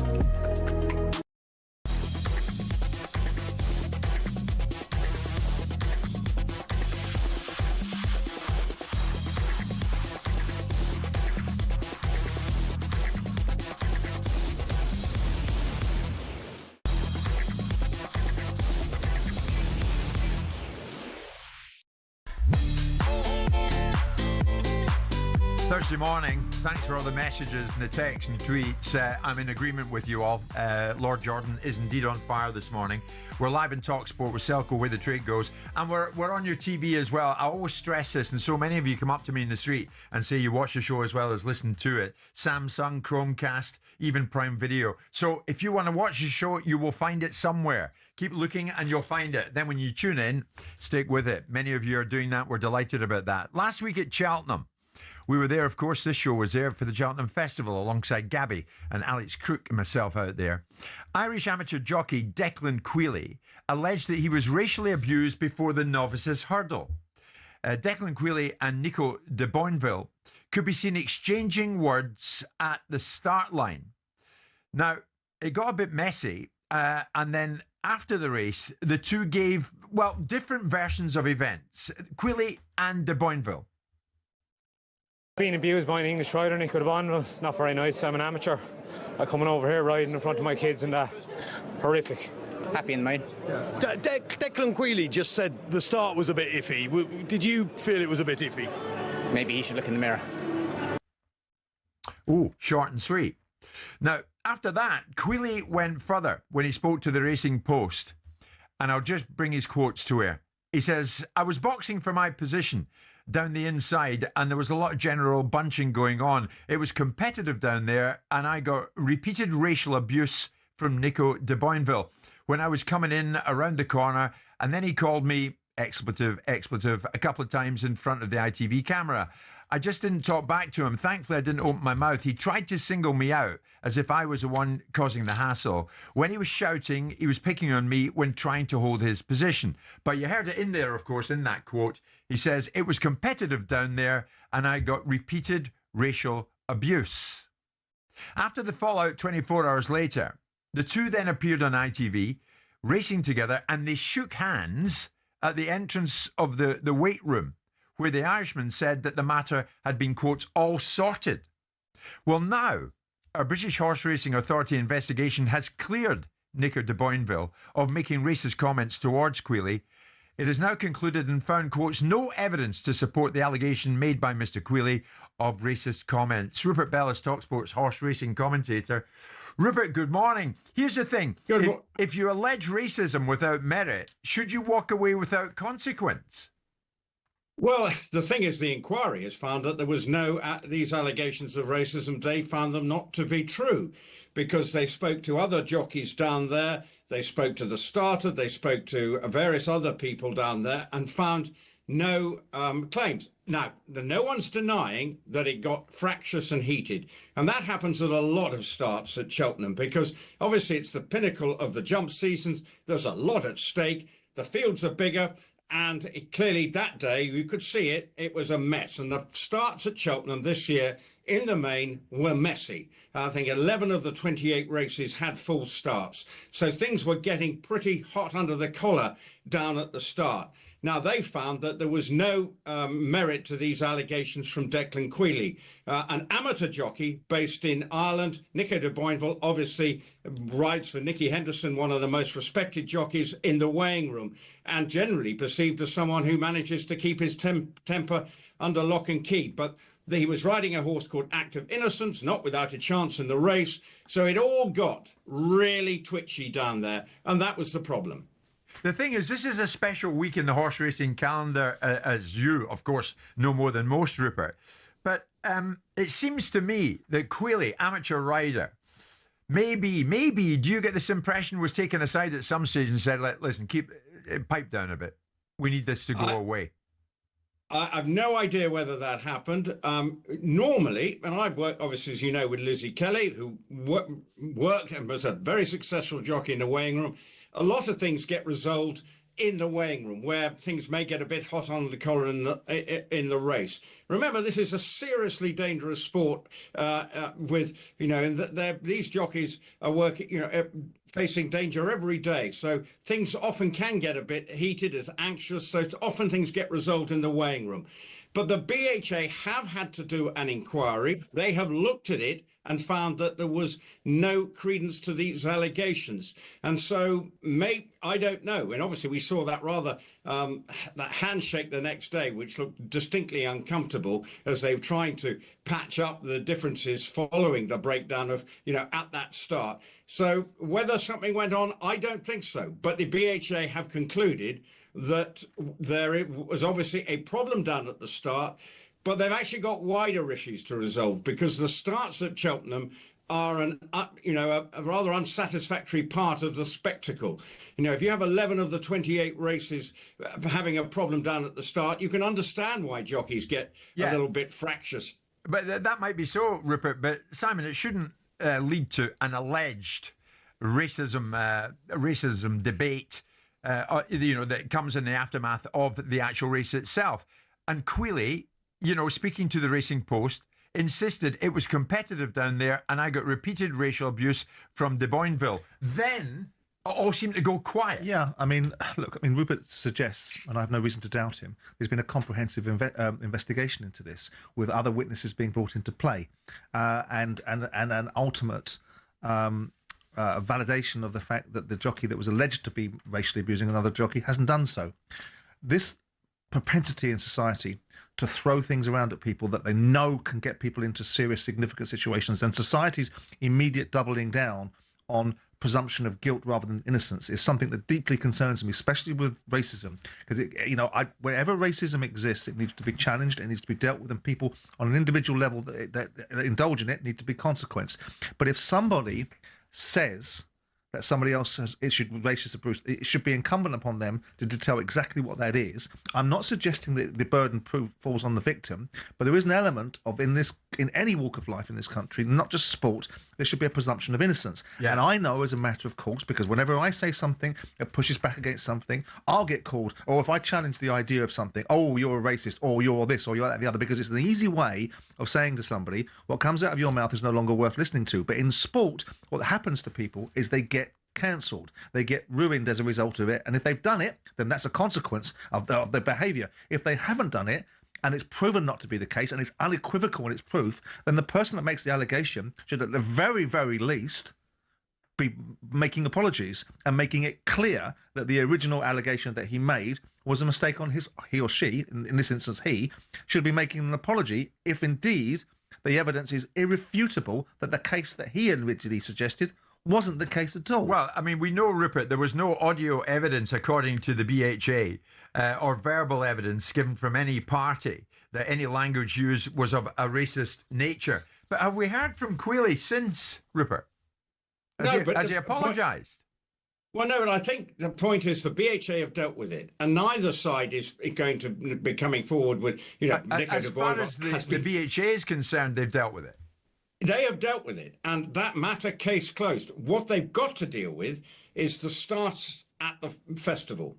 And that really is something that does need to be resolved, because it creates the drama that has led to this incident. And that is the problem for the BHA, which they are now. But Rupert, that's lovely. Fruity language being exchanged and robust language being exchanged in and of itself is something that people should want to be challenged, and that's the reasons why people are getting themselves into a situation. This is not about fruity language. This is taking someone into a place where their livelihood and reputation is being brought into jeopardy. If you were called a racist by somebody and you hadn't been racist, you wouldn't want to talk about starts on the middle of a race course. You'd want to talk about the fact that, hang on a second, you're bringing my livelihood into jeopardy here. You're damaging me commercially, reputationally, and potentially logistically. So it's not just about robust language and a start. It's about, you can't fling these epithets around if there's no substance behind it. Absolutely. And Nico de Boinville is perceived as one of the most intelligent members of the weighing room. You can look at it and sort of say his name's Nico de Boinville and you've got an Irish farmer. So there's all sorts of things at play here, which you feel, that's why it's almost being hyped up to create some tension. Look, no one knows exactly, but the BHA have concluded that it was no more than quite often, some fruity language that is being, maybe a little bit of effing and blinding done at the start. What are you doing? But actually, for Declan Quealy, an amateur jockey who doesn't have too many opportunities, it's a big day for him. So he would have been absolutely determined to try and give a good account of himself. And the way it works is there are two different starting procedures. There's a way they start in this country, and they operate as starts at a different style in Ireland. So he hasn't ridden that very often over here, so may not have known exactly or not as practiced as some of the other leading Irish jockeys. So, as I say, to finish with, though, Rupert, would you not concede that the conclusion to this suits the British Horse Racing Authority? No, I won't say that, because what I will say is they've concluded. We just have to trust. You can't always assume just because they've done it, they're doing it to cover their backs. I won't have that. So Declan Quealy lied about this? I don't know whether he did. All I'm saying is that the BHA have done a due process, and it's, if it comes out, it's not in the BHA's interest to do this as a fudge job, because it was a big deal at the time. So then Declan Quealy should be apologising. Then he should be apologising then.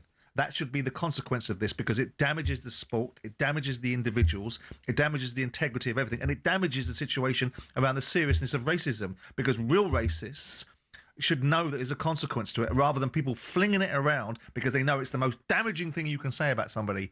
You're a racist. Oh, that's the end of you then. And when you're not a racist, it goes back into the background. And not racing or football or tennis or cricket or any walk of life should have racism tolerated, or people saying people are racist that aren't. Well, in a way, Simon, it's up for Declan Quealy's conscience then. He has or the other jockey to force it and say, I want a retraction and an apology because you don't get to say that about me.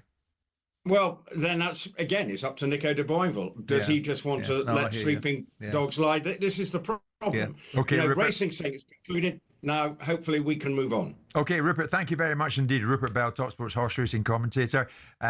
Just to reaffirm, the British Horse Racing Authority investigation cleared Nico de Boinville of making racist comments towards Declan Queally. It's 11:30.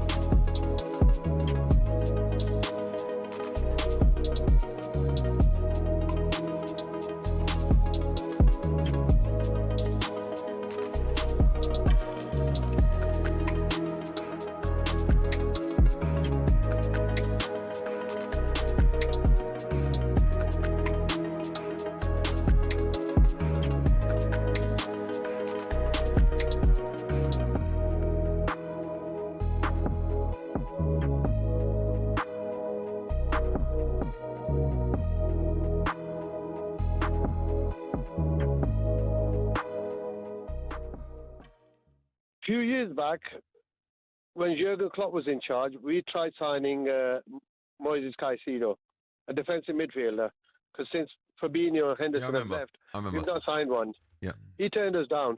We tried signing that Southampton young Lavia as well. Chelsea. Lavia, yeah. The same window, He I turned think. us down. Yeah. A year later, we went for Zubamendi. He turned us down. We've not replaced that kind of player. Slot came in and played Gravenberch in that position. He did well. We won the league because of the other teams falling off as well. But we've not signed that player yet. We let go of centre-halves, Matip and company, and we've got only two... Company? Choice. No, Matip and company, you know... Oh, Matip and co, other players. Yeah, Matip and co, yeah. Yeah. You know, let go of players like that, and then we've not signed any centre-halves. We're probably the only Premier League club who's got two senior centre-halves on their books. Do you know what, Sam, as well? Another one, Mark Gahey. I don't know why you didn't get him. Yeah, but that's what I'm saying. For £5 million, we spent outrageous money on attacking players, but we not signed a defensive player just for £5 million. How ridiculous is that? Yeah. But that doesn't explain why you're not scoring goals. Exactly. Yeah, but there comes Slot's position. Mm. Arne Slot. Hold on. Let's get a cash point. Hold on. Sorry, are you working behind the tills at like Tesco's or something? Yes, I am. Why are you talking to us? Because I'm listening to you as well. That's unbelievable.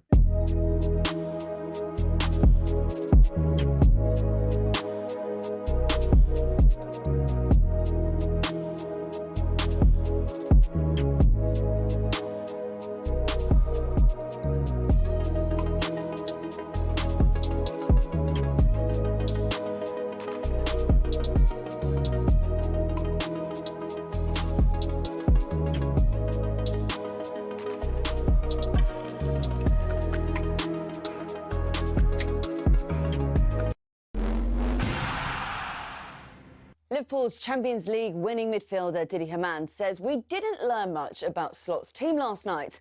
Poor Galatasaray were beaten 4-0 at Anfield. Didi Hamann says he agrees with talkSPORT's Danny Murphy. I think it's far from certain that he's a manager next season because the football so far has been below par for too long. Meanwhile, Adrian Durham's comments about Eddie Howe needing to hand in his resignation reached the Newcastle away fans at the Camp Nou. One of the supporters brought it up, they had it on their phone there, but that certainly isn't the feeling amongst myself, amongst the press, or amongst right-minded thinking supporters. The Daily Mail's Craig Hope says Newcastle are in a good place despite shipping 7 goals. Eddie Howe's already looking ahead to the derby with Sunderland, and that's live on talkSPORT midday on Sunday. And Spurs have a massive game with Nottingham Forest. Here's how former boss Gus Poyet described the relegation 6-pointer.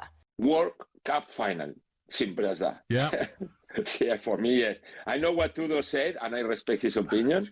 You know, there is more games, but this one is massive. There's more at talksport.com.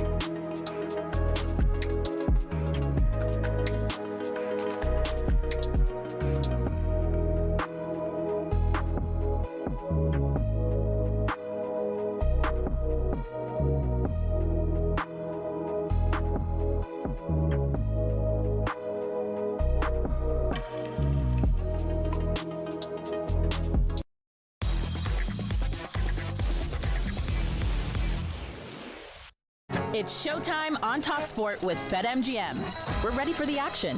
Are you? Visit betmgm.co.uk or download the app. 18 plus. GambleAware.org. Coming up to 20 to 12 this Thursday lunchtime, we're joined by Matt Gibson from BetMGM. We're going to look at some of the top games, top sporting events, and the odds round and about them. Mr. Gibson, good morning to you. What's left of it? What about last night's Champions League action? What have you got? Yeah, morning, lads. I mean, only one place to start, Jim. In Barcelona, we said yesterday, didn't we, that these are two sides that have really got to go for it. I don't think any one of us predicted 9 goals in that fixture, but Barca looking formidable on the attack. Elsewhere, Harry Kane getting to 50 goals for Bayern Munich. Mo Salah getting to 50 goals in a good performance for Liverpool, and Spurs, they get the 3 goals, lads, which would have put them back on level terms, but sadly letting a couple in the other direction. What that's done to the outrights, fellas, Arsenal still top of the tree, I think, because with all due respect to Sporting, they've got the favourable quarter-final tie. The other 3 quarters, lads, Barca, Atletico, PSG, Liverpool, Real Madrid, Bayern Munich, they're all kind of a coin toss for me. Really competitive ties. Mentioned Salah and Kane getting to 50 Champions League goals last night, gents. A little bit of trivia for you on a Thursday morning. Kane took 66 games to get to 50 goals in the Champions League. That's exactly the same as Messi. There's 2 players who have done it quicker than him. Can you name them? Oh, wow. Cristiano Ronaldo's got to be one of them. Ronaldo actually took 91 games. Wow. And Lionel Messi, obviously, the other. No, Messi was exactly the same as Kane. One of them is still very formidable, plays over in Manchester, and the other one's a Dutchman who did play in Manchester, but for the other team. Ruud van Nistelrooy. Ruud van Nistelrooy is correct. You missed the obvious one, Jim. Oh, Erling Haaland. There we go. Erling Haaland, 49 games. What have I won? Ruud van Nistelrooy, 62 games. Have I got a holiday in Hawaii, courtesy of BetMGM? I'll give you a slap on the back next time I see you, mate. Okay, mate. That's no problem at all. Yeah, those quarter-final ties, Barcelona, Atletico Madrid, Sporting Lisbon, Arsenal, PSG, Liverpool, Real Madrid, Bayern Munich. So tonight, we're looking at the Europa League and the Europa Conference League. Midtjylland Forest, it's live in talkSPORT 2. Round of 16, second leg. And Midtjylland 1 up. And now, of course, it's over in Denmark. What are you thinking there? Yeah, I mean, it'll be really interesting to see what Forest do, I think, Jim. Simon was discussing how Spurs approach this game with Atletico and say, you know, if they play a full side and they pick up injuries, but Spurs fielded Romero, Van de Ven, Simons, Porro, Gray, Tell, Kolo Muani, they all started last night. Igor Tudor basically saying, we want a performance. Well, all right, we might not get the result that we need to qualify, but we want a good performance for the fans to get behind. It'll be interesting to see what Forest do. Obviously, they're away in Denmark. I don't know if Pereira will kind of chuck this game and prioritise what happens on Saturday, because that one on Saturday is an absolute monster game. I don't know what they're going to do with team selection, gents. I wonder if they follow the same blueprint that Tudor did last night and go performance is key, and that'll tee us up for the weekend rather than protect the players. Well, I think we're going to be hearing from Vitor Pereira shortly, Matt, but with Marinakis, of course, standing close to him, I think you can take it that the priority is staying in the Premier League. I want to move on to Aston Villa Lille. Villa 1 up, and they've got the home advantage tonight. It's Europa League round of 16, second leg. Is live on talkSPORT. Interestingly, Matt, let's break off for a second, because the question being posed is, will Villa really be considered nearly men without tangible success from the Unai Emery period? And John McGinn had an interesting point of view on that. Well, we had that feeling at the end of the PSG game. I know we got a lot of plaudits from over the 2 legs, but essentially we had failed in our task, and that's what the manager's driven into us. He's a manager who has a reputation of not getting close to the finish line. He's got a reputation of getting over the finish line. So we don't want to be a maybe team. We don't want to be a team who, they were not bad. We want something to show for it, and we know we've got an expectation, and we're one of the favourites to win the competition. We know that, but it's up to us to deliver performances and results that prove why. We're one of the favourites because of how we've played over the last few years, domestically and in Europe. And I think in certain stages we haven't managed ties properly. We haven't managed these games correctly. But what we've learned from them we can use to our advantage and give ourselves the best possible chance to go one step further. You see, I like that from John McGinn, Simon. No, we're one of the favourites. We've got to live up to that, Billy, and got to win this thing. Don't want to be considered as nearly men. Yeah, that's right. I mean, but I think it's pretty evident because Aston Villa did so well in the Premier League last year and have done so well more tellingly this year. Obviously, they're dropping in the last 10 games with only 2 wins out of the last 10 games. But going into this tournament, they can't hide from it. They're not playing teams that are potentially the champions of Europe like Liverpool are against PSG. So they've got to be a bit bolder about their positioning. And this is the competition that Aston Villa are more than capable of winning. And it's this perhaps going to be the saving grace of a season that's going to go upside down. It looks like it's going to go backside about face because they're going to have started really strongly, cemented themselves in the top 4, and now are dropping out of the top 4 potentially. Yeah. And there's the damage to the potential reputation of Aston Villa's of season. Yeah. Because if they'd have started the other way, started slowly and gone quick, they'd probably be in better form in people's minds. So Simon's saying Aston Villa more than capable of winning the Europa League. Is that what the betting is suggesting then, Matt? Yeah, gents, we've always had them as market leaders. The 9-4 to go all the way in this competition, 8-13 to win tonight, 1-10 to qualify. Emery's a specialist in this competition, isn't he, lads? He's won it 3 times with Sevilla. I think he's won it once with Villarreal as well. So deservedly favourites from a technical point of view for their players and their manager in this competition. We've always had them up there, 9-4. They will take some beating, and I wonder if this is the thing that seals European or top European football for them next year, rather than their position in the Premier League. Okay, it's goalless, yeah. Larnaca, Crystal Palace in the conference. It is, yeah. We've still got Palace as heavy favourites to win this evening at 11-20, and again, they're pretty much. I know we spoke a few weeks ago, didn't we, when Palace maybe were on the edge of getting dragged into the dogfight down the bottom, but Palace are pretty much safe. So this is a competition that, Simon, they should prioritise and try and cruise past Larnaca and get another trophy. How's that worked out for them so far against Larnaca? Not ideal. It's goalless, ain't it? So goalless. Yeah. But they also played them in the group stages as well, didn't they? And they didn't do very well against them in the group stages, did they? Did they draw with them again? I think so, yeah. I think the problem for us in this game is that Palace have been unimpressive against Larnaca when on paper they've been expected to get results against them. And 0-0 at Selhurst Park, with the fans slightly getting irritated with what's-his-face Glasner, then you're in a situation where this is actually a difficult game for Palace. They've made it a really difficult game because Larnaca will think they can win this game because the Palace haven't been able to beat them. And they've done the hard work, Larnaca, at Selhurst Park. Yeah. So I think this is tough for Palace. I think so too. I think they've got to go there and win it. Go there and win it. You're a Premier League team. Absolutely. It's Larnaca, for goodness sake. Absolutely. Night 7 of the BetMGM Premier League darts in Dublin. Actually. What do you think? I beg your pardon? I thought Larnaca was a cream. You rubbed on certain parts of your anatomy. Well, I know you quite enjoy doing that. Night 7, BetMGM Premier League darts. Save me here, Matt.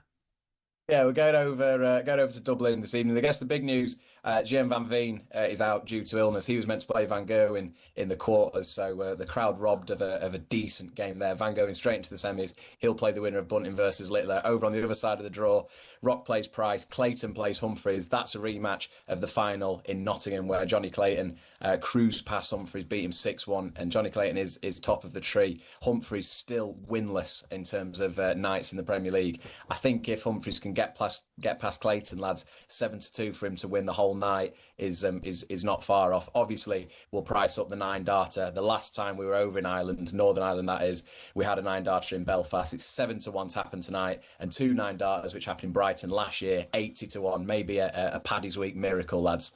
Okay, Matt, thank you very much indeed. We'll leave Simon to find his tub of Larnaca. I think you're right on that. I think that is a cream that you often use to rub into various parts of your anatomy. But you're on your own with that. Visit betmgm.co.uk or download the app. 18+, begambleaware.org. It's showtime on talkSPORT with BetMGM. Keep things golden with responsible play at betmgm.co.uk. 18+, gambleaware.org.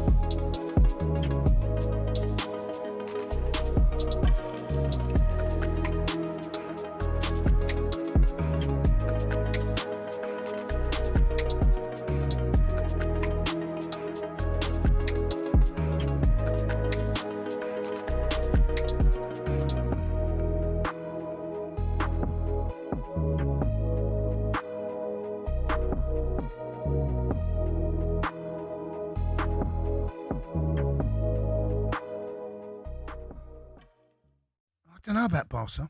What do you mean? I don't know about Barca. They won 8-3. Yeah, first half, Newcastle the better side. Yeah, I know, but no, I'm not convinced by them. I'm not convinced. Here's my take on it. You're right. The league is. I don't look. You know, you look at over the league phase.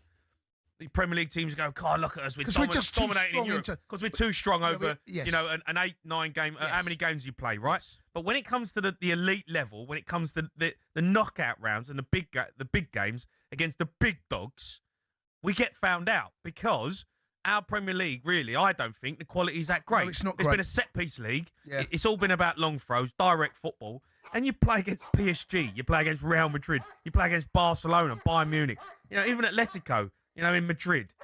They get found out because they know how to play football. They are football teams in the true sense of the word. But that doesn't necessarily mean to say that Arsenal, who are going to be have got their criticism, aren't capable of going and doing what they're doing in the Premier League and overpowering teams and dominating games because Arsenal are the best at it. Yeah. They're the best at it. Do you think Arsenal are going to win it? Mate, if they don't, then I think they're secret Arsenal fan this season. What is on? I've got no love. I hope Arsenal fall at the last every time. But you've got to appreciate a good side. You've got to appreciate what they do, and they do it well. Dark arts, all of that. I've said this. I want my side, Chelsea, to be more like them. We are You got beat 8-2. But that's what I mean. I want to be more like Arsenal. You didn't respect the ball.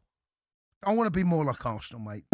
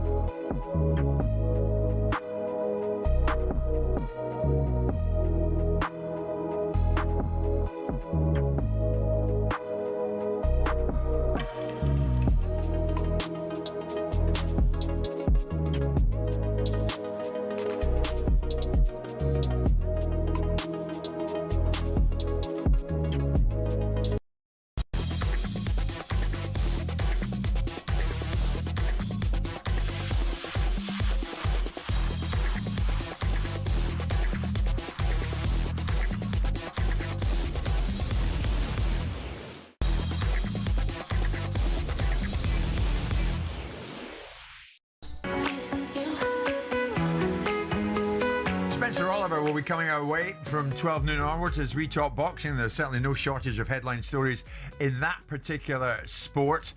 Big John Fury, have he and Tyson really come to something of a difference of opinion in terms of their relationship? It would appear so, actually, from what John Fury has been saying to Spencer. And we're going to bring that to air in that very hour that is coming up.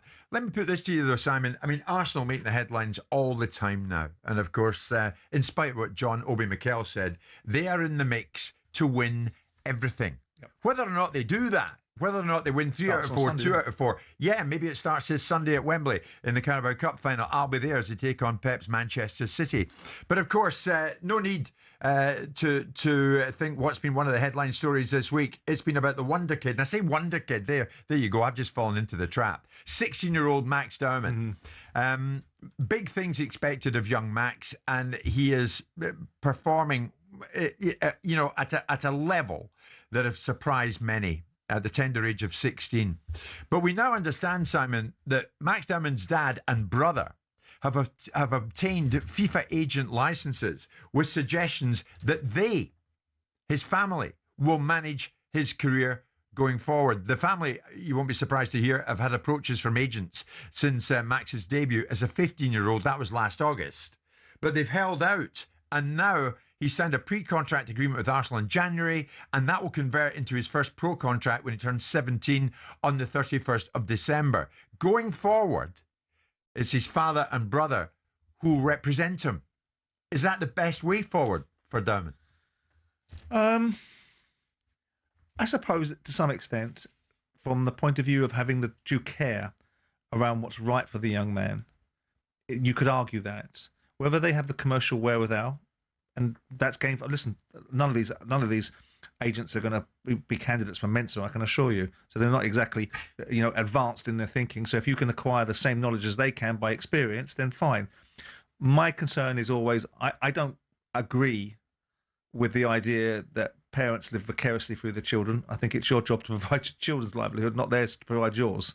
And that's just a position that I have. That's why I was so, with Neymar and his dad running around. I don't give a monkey's about his dad and who he's got hanging around him. You didn't like his dad when he's... Well, I didn't like the little entourage of Dolly Birds he had around him either. I'm not interested in Neymar. I'm Neymar's dad. I'm interested in Neymar. Yeah. But going to the point, look, you've seen the advice and the guidance and the influence that Jude Bellingham's dad and Joe Bellingham's dad has had, and I think he's made good decisions to be able to counsel his children to go the right way, and they've clearly listened to him and respected him. He's a person of authority, he was a former police officer, conducts himself, I think, in the right way for his children, and has the right intentions. So you never get this conflict of intention where you're commercialising somebody to their detriment but to your own advantage. You're never going to see these boys, hopefully, never having a situation where their father... I mean, obviously, we've seen situations with Britney Spears where arguments about her father's guardianship has been into play. But as young footballers, you look at it and say, you'd like to think that the best interests are being played out for the young man. That being said, again, it comes down to commercial acumen. If they've got the commercial acumen to negotiate with the football clubs about contracts and broadcasters, they'll probably get an entourage of people around him to be able to pull expertise in. But again, I go back to the point. Why would they be getting paid for that? And then again, of course, the argument is, well, why shouldn't they get paid for it? If some other agent's going to get paid for it, why shouldn't it be us? Well, I think that's a fair question. And that's fine, as long as... I've no problem with that. As long as Max Dowman's wages are the ones that are paying his father. But it ain't, is it? It's everybody else. It's everybody else that pays them. So, but that argument can be made about any... if you want the best interest for your son, then your 10% fee should land in your son's salary. You should get nothing. Right. But here's the thing, though. Young Ruben, won't, will it? Your boy, taking tennis lessons. Who knows where that will lead to? If he was to become the next Jack Draper, would you represent him? Yeah, but not for an economic return. No, but you're saying yes, you would. Like Bellingham's parents represent. Well, depends if I thought someone. Well, I would. It depends if I felt someone was better to do it than me. Ultimately, some people think if you represent yourself in court, you have a fool as a client, right?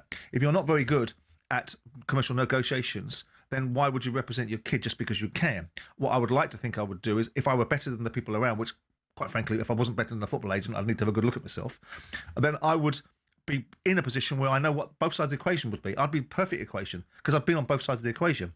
I've been an owner of an entity. I've been a commercial man, and I've also got vested interest in concerns, and I understand the industry. So in my son's case, or my daughter's case, I would be sat there looking at the situation going, can this guy do better than me? Can he achieve commercial outcomes? Are they plugged into commercial markets better than I am? If they are, fine. Make him sweat the asset for his fee, but let him go or her go. In the instance of a circumstance in this situation, I don't know Max Dellman's parents. All I've seen them say in recent times is how much they dislike a coach that laid some claim to coaching their kid. That he was so I don't know. But what I can tell you is I never thought it was funny. I never thought it was funny when Paul Gascoigne was regaling these old football lag stories of how he got signed for Tottenham and he phoned up Terry Venables and said, oh, my dad wants a house and my mum wants a sunbed and my aunt wants a car. I never thought that was funny. Yeah. I didn't think it was quaint or curious or cute. I thought it was horrible and ugly and just showed how unpalatable football can be at times and how little footballers really understand about what they should be paying for, what everyone else shouldn't be paying for. Do you need football nous to navigate the football industry? That's the bottom line question when it comes to Max's. Well, do you need banking nous to navigate the banking industry? Of course you need expertise. Of course you need an understanding of the animals. If you don't understand the language, I was a very clever, bright commercial man, but I can tell you when I walked into football, guaranteed I got my pants pulled down a few times. Because unless you understand the language that you're in, those that do know the angles, know the scenarios, know where the bodies are hidden, know how to manoeuvre things into that situation, both from a football club ownership point of view and from an agent point of view. Yeah. So it's best to get yourself into a position where you know the language, but you can do that if you're bright. Yeah. Because, as I say, this is not a difficult industry to find your way through, but it takes experience. Now, he's got one experience in mind, what's best for his son. And it might be a combination. I remember having a conversation with Ivan Toney Sr., his dad, and introducing him to certain people that I thought would help him. He guided his son in certain respects. He wanted certain outcomes for his son, and with due respect to Ivan Toney Sr. himself. And it was a combination of him and agents that achieved the outcome. Right. And nothing wrong with that. Right. I think parents should actually and actively, until the kid is old enough to be able to make his own decisions, which comes in the mid-20s, and they're experienced enough, they're world-aware enough, they can make their own decisions. There's nothing wrong with parents being involved, but there should be some form of deference to expertise. And if you are a guy that's really commercially savvy, that runs businesses and knows how deals get done, and can then translate that and transport that and just pick up the industry parlance, then why shouldn't you? Then you're in But business. why do you need to get paid? Because you can. And that's the reason why you don't get paid. So why would you want to take it off the table for your son? Yeah. Because whatever you take off the table, in theory, a proportion of that could have gone in your son's salary. Right. So what is it about? Is it about you? Is it about him? Don't bang the table, Luke, I know. Yeah. Is it about him or is it about you? Okay. What was the worst case of you getting your pants pulled down when you were an owner by an agent? Sometimes you don't even know. Oh, really? I mean, I found out about them afterwards. Right. But how did I see that? How did I miss that? But that's always about trusting people. It's quite funny. Having the right people around you is the most important thing. Yeah. You know that cream you were calling Larnaca? It's Arnica. Yeah. Where'd you rub it?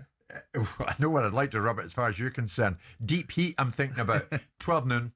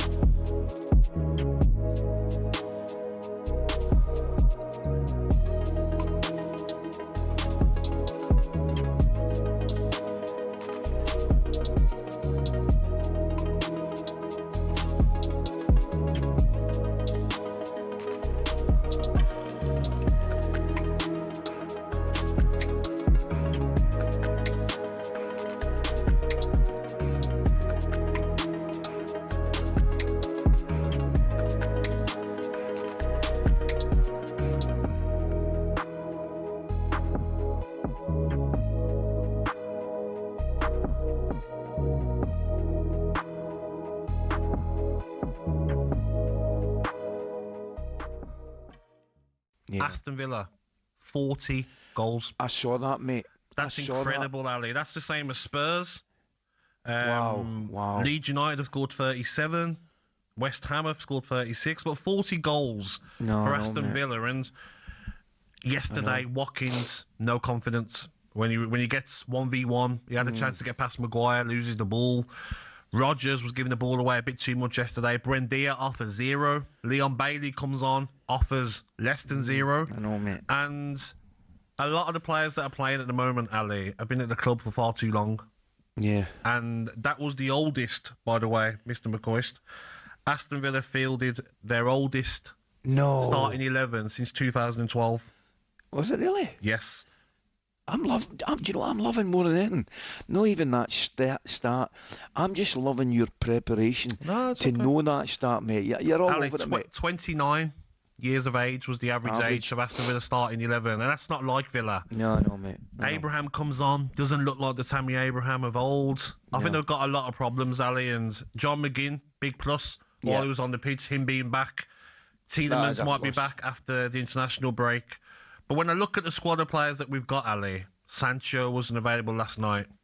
Apart from Rodgers, I don't see a player who can get past the man. I know you and I've been having this conversation with so many people. And I go back to my time, Ali.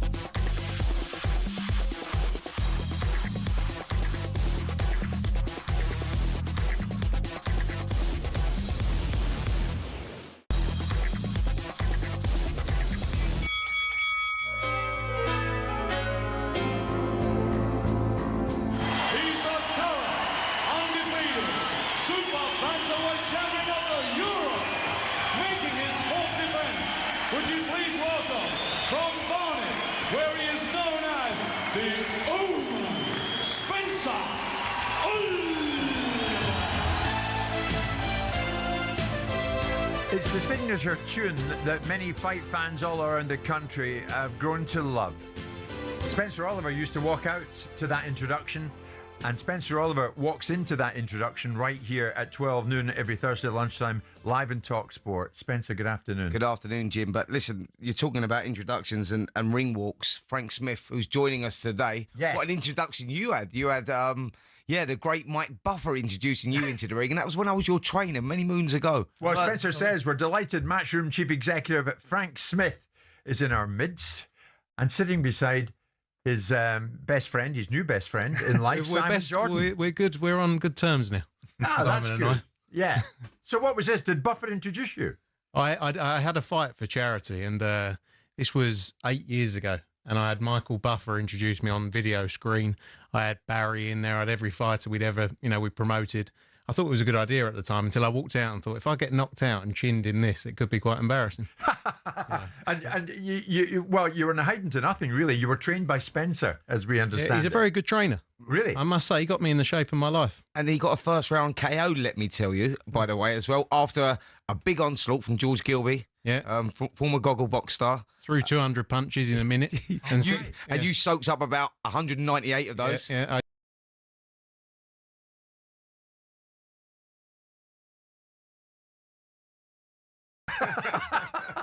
I'll do that next time if the money's right. Alan's jab is a bit dodgy. On Saturday, George Liddard takes on Tyler Denny in the defence of his British and Commonwealth middleweight titles at the Copper Box Arena, and it's live on DAZN. And Frank, we're delighted you're in here. We're going to talk about that to get us going. You're hot-footing it, I think, from here to the press conference this afternoon. So, boxing fans tuning in to this on Saturday night, Liddard-Denny, what can they expect then, Frank? It's a brilliant fight. It's another step up for George Liddard. A lot of people questioned George when he boxed Kieran Conway back in October that it would be too soon for him. And he showed his ability in that fight. It was a great fight. Conway put up a brilliant fight as well. But Tyler Denny's another step on, George is one of those people who wants to move at pace. We don't always see it in boxing. But he's already British champion and he wants to move at pace. He's already looking at that route into the world titles. We've actually got Austin Williams fights for the world middleweight title in Orlando on Saturday night. I head out there tonight after the press conference. And that's a fight in the future as well. Austin Williams against George Liddard. But George is in a great place. We're going to have close to 5,000 people at the Copper Box on Saturday night. Things are going in the right direction for him and a brilliant undercard of, young next-gen stars too. 5,000 people, did you say? Yeah. George Liddard becoming the youngest ever British champion as well. And he's taken on the old warhorse in Tyler Denny, who done it the hard way, small horse shows, went on to win British, Commonwealth, European titles himself, lost to Hamza Shiraz at that world level. But great fighter. It's a great fight. You're looking at development for young fighters coming through, and Liddard is a star of the future. I agree with you with that. This is a great test for him. Yeah, look, and Tony Sims wants to obviously train with Tony Sims since his debut, wants to move him at the right pace and believes in his ability and skill set as well, So I think Tyler Denny's a great step on for him now. He obviously, as you said, lost against Hamza Shiraz, but he beat Felix Cash 18 months ago now. That was a good win for him. That really set him up to get that opportunity, to get that fight. And I think it's going to be another step up. And he's excited about what the future holds because he wants to move at real pace. I think, am I right? The youngest British middleweight champion, George Lidder? Yes. Yeah. I mean, how good can he become then? You say he wants to fast track himself en route to greatness. But is he right to think that? And greatness is around the corner. For sure. And I think also the middleweight division isn't that much of a stacked division when you look at characters and names. There's not a whole host of names out there. It's been very, it's been stagnant. The belts haven't really been fought for. Obviously Adames holds the WBC belt, who, as I say, fights Amo Williams this weekend. You got Lara. But the middleweight division, I think, with these names coming through, these young fighters, it's a great time for him. And he can move at pace, as I say. And we truly believe he can go to the top. And he is moving quicker than other fighters probably at his level would have done. And it's a copper box. I mean, so much hype and discussion gets had, Frank, around the heavyweights and the top end of boxing. It is important, I'm sure you'd agree, not to lose sight of those events, of the up-and-coming, so-called. And that is so important, isn't it? 100%. Look, we got that. We got Pat Brown in a few weeks as well, who I would say is one of the hottest prospects in world boxing right now. And another fighter who wants to move very quickly, moving into 10-round fights. He headlines on April 3rd. But it's so important to keep these young fighters active. This weekend as well, obviously, Jimmy Sains is out on the card. You've got Giorgio Vizioli, who's one of the hottest prospects in world boxing as well, doing amazing things. Yeah, he's with Sonny Edwards. You got Laley, you got Connor Mitchell, so many great fighters, Adam Macca. And I think it's exciting times for especially British boxing and the stars out there. It's the importance really is developing these young fighters, isn't it, and taking the right step at the right time. And I think that Ricky Hatton's a great example of that, and what they've done with Ricky, 25 fights before he boxed for a British title. Look at the career he went on to have. So it's about taking the right fights, the right time. And that's where we're at with Liddard here, because Tyler Denny's coming off a couple of wins. You look at him and you go, there's a lot left in the tank there. But it's a calculated gamble, and if it pays off, great win. But it was kind of the same as I mentioned with the Conway fight. A lot of people thought that was too soon. Conway had been operated at the high level. He'd been involved in big fights, and people thought it was too rushed for George, but he showed his levels there. So, it's a fine line. We have to do things at the right time. But I think you're seeing a lot more of these fighters turning pro at an earlier stage. A lot more of the amateurs who go through those amateur systems, and it's hard graft. Yeah. 5, 6, 7 years going to the Olympics, the Commonwealth, etc. These guys are turning over earlier. And, Moses Italma is a perfect example of that. Someone who's doing tremendous things at a young age. And I think it's good to see people who want to test themselves and push themselves. Good on them. Liddard Denny then, Copperbox Arena, live in DAZN Saturday night. Frank, while you're with us, elsewhere in terms of matchroom events on the horizon, any kind of update this lunchtime on Anthony Joshua? He's actually been back training. I think people have seen clips of him. He's been back with Usyk and his team. Hopefully new soon. He's got to do things at the right pace for him as to where his body's at and his mind, with everything that's been going on. So as soon as we've got an update, people will know. The key is getting him back training, getting him back doing what he loves, because boxing is his life, as we all know. Boxing is what he's dedicated himself to for the last 17, 18 years. But the key is him being happy and being fit and ready to do so and get back in there. I mean, there have been reports this week that an AJ fight with Fury is agreed. Is it? I don't think anything's agreed. I mean, it was very close before. When he fought Jake Paul, he was always going to fight then in February time, and then the Fury fight was close to being done then. It's not agreed yet. And I think if, what had unfortunately happened in December hadn't have happened, you may have seen it may have been closer. But obviously with that situation, he just needs to be back and be 100% before he can get back in the ring. What does that framework look like for him now, Frank? I know that he's back now training Tyson, Alexander Usyk, sorry. He's been down Finchley ABC. He's been, getting rid of the ring rust down there as well. So it's good that he's back in that environment, getting back into that, because I think that's great for his mental state of mind right now. But what does that framework look like? Are we talking about like back end of summer? We could see AJ back in the ring if it all goes well, Yeah. Where is it? And do we still get that Tyson Fury fight possibly at the back end of this year? I think that him fighting in the summer is hopefully what we're working towards. But it's very different him training as he has been and going back into a proper full-on camp. And I think that's what we have to see over the next few weeks, how he gets back into those full camps, those training sessions. The Fury fight is one everyone wants. We all want it. We're all fans. 2 years, as well. isn't it? I mean, if you think about it, if AJ fights in the summer, it's 2 years. Put Jake Paul to one side, all respect, but it's 2 years since a competitive fight. So there's going to have to be some finessing and ensuring that he can get to the levels that require him to be able to fight someone like Fury. I think the problem we've got, obviously, with Anthony Joshua, and a massive hurdle he has to overcome is this psychological damage that he's got going in there, and that's bigger than the physical battle. That's bigger than the warm-up fights, etc., etc. And that's where none of us are going to be able to give those answers until AJ sort of. Well, I think in part that battle has been embraced by Anthony by saying he wanted to fight. I think most people were expecting him not to. I think people saw him in London post the circumstances in December and felt that there was very little chance that Anthony was psychologically and physically wanting to fight again. That he made that choice himself. So I think he's embraced that battle already. And he's 100% positive that is the case, Frank. He wants to fight again. He wants to fight this year. Yeah, look, it's his life. As I say, it's all he's known and it's all he's focused on for the last 17, 18 years since he went to the Olympics and won the gold medal and then became world champion. So it's all his best way through, isn't exactly. it? Right, we're going to take a quick break. Frank Smith's going to stay with us because the other side of the break, we're going to chat more about Callum Smith, about Katie Taylor. Oh, yeah, and Zuffa boxing. Mm-hmm.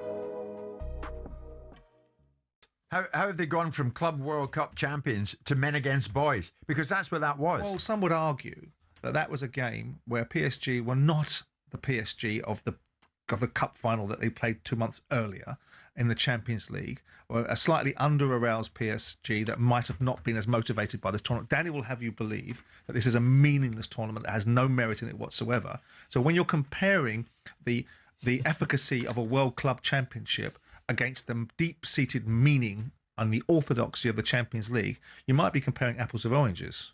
I think, to be fair to Chelsea, in isolation, this two-legged tie against PSG, for 65 minutes in the first leg, Chelsea were really good and competitive, yeah? And there wasn't that much between the two teams. The obvious lack of experience at centre-half and the problems at goalkeeper are evident, and Carragher spoke about this on the night brilliantly. This has been coming. You know, they're not great defensively. They have moments where they can concede chance after chance. Some that's not been addressed for a while, since Thiago Silva's left. Now, 2 games against Arsenal they've lost. 2 games against PSG they've lost. There's a gap, no doubt. The disappointing thing, I think, is more so, and where the disgruntlement has come from a group of Chelsea fans, or some, is Leeds at home, draw. Burnley at home, draw. Newcastle at home, lose. That is a build-up of poor performances and bad discipline and sendings off. Yeah. And the question marks are inevitable. The question marks are inevitable when you have a run of form where you're not beating the likes of Leeds and Burnley at home and you're getting spanked by PSG. So you say there's a gap. How big is the gap? And why is there still a gap? Because they're 4 years into this project.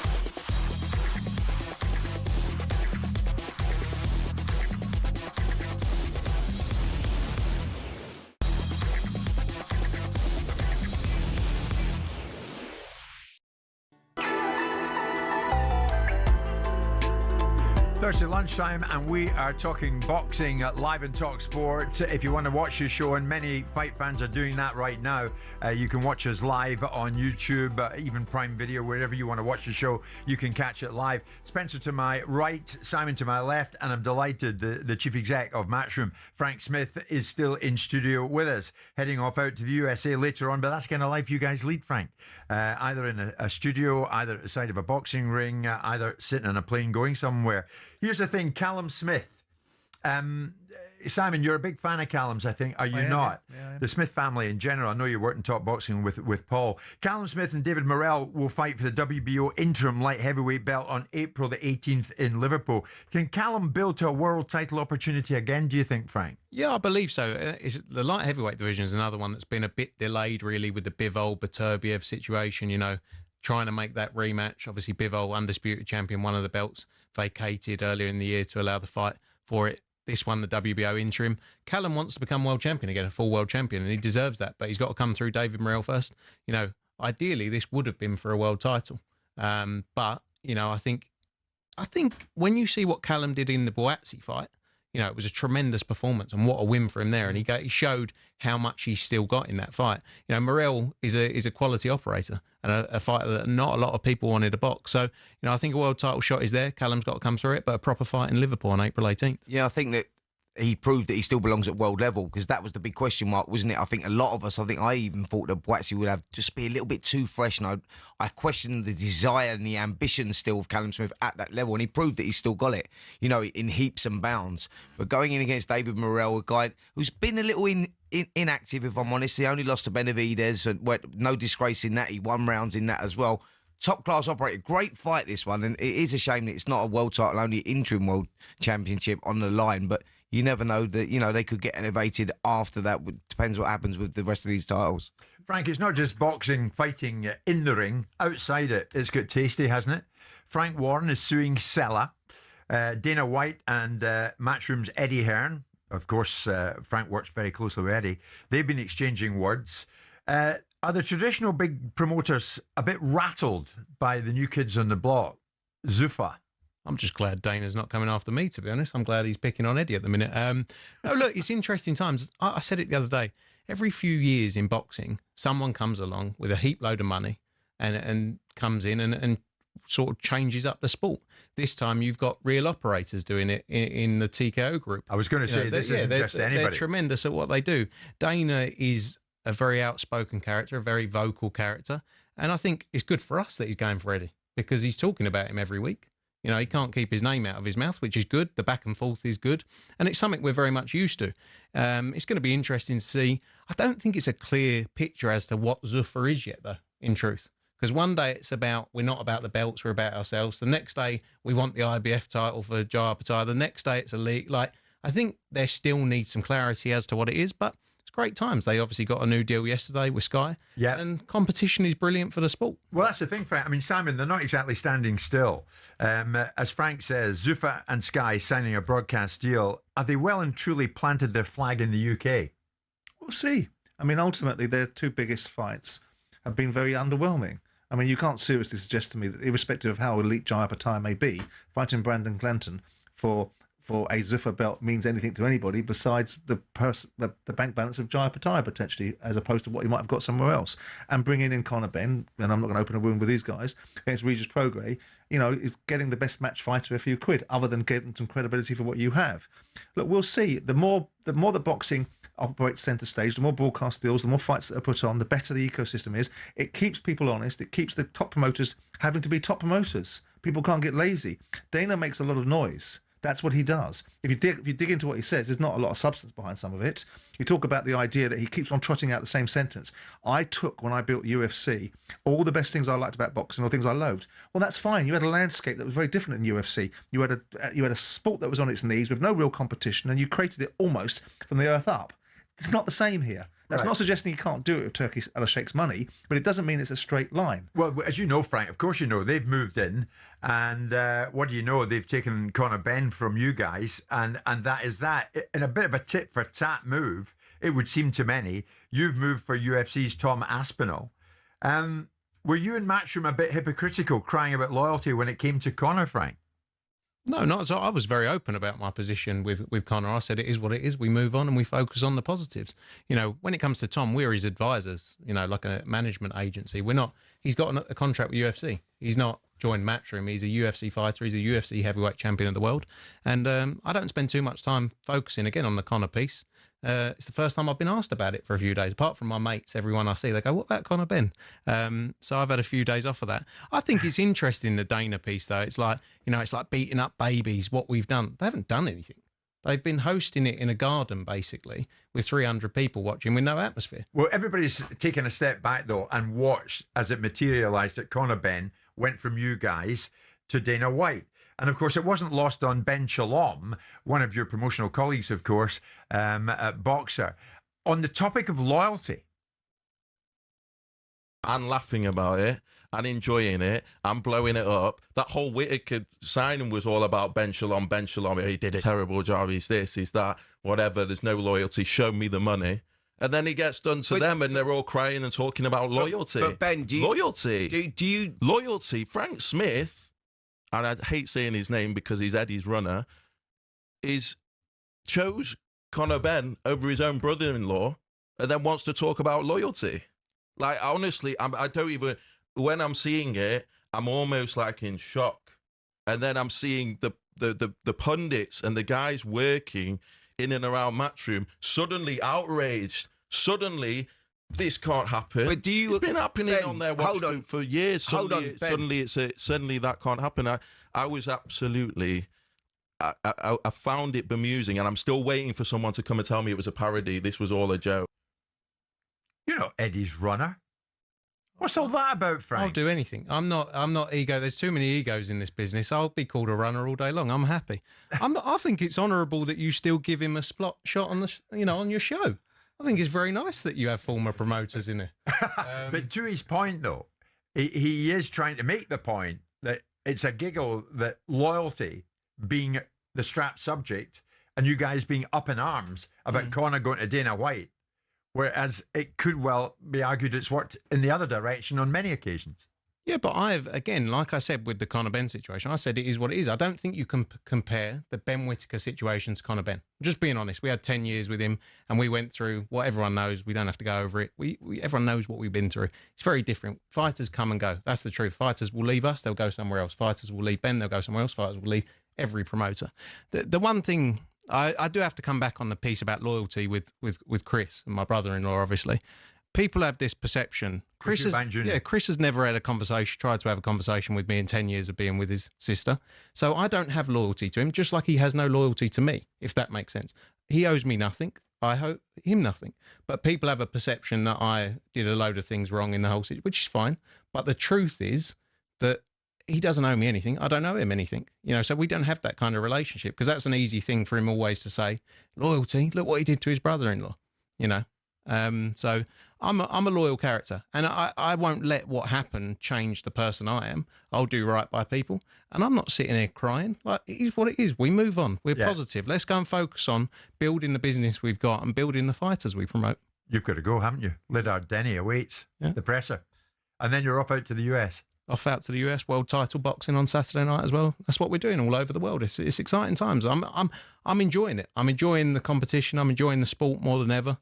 Boxing is a tough business, but it's also good fun. It gives you the highest highs. Good. And Spencer, it's lovely to see Frank and Simon shoulder to shoulder here in the studio. Absolutely. I didn't know if Frank was coming back out of retirement. Whether he was to my knee, isn't it? Whether Frank was looking to go 2-0, I didn't know what the situation was going to be, but it's turned out very nice. Yeah. I do think Simon may have given Ben the runner line though before he came in here about me. No, he did well himself. Well done, Frank Smith with us live this lunchtime. Frank, of course, chief executive of Matchroom Boxing. It is 12:30.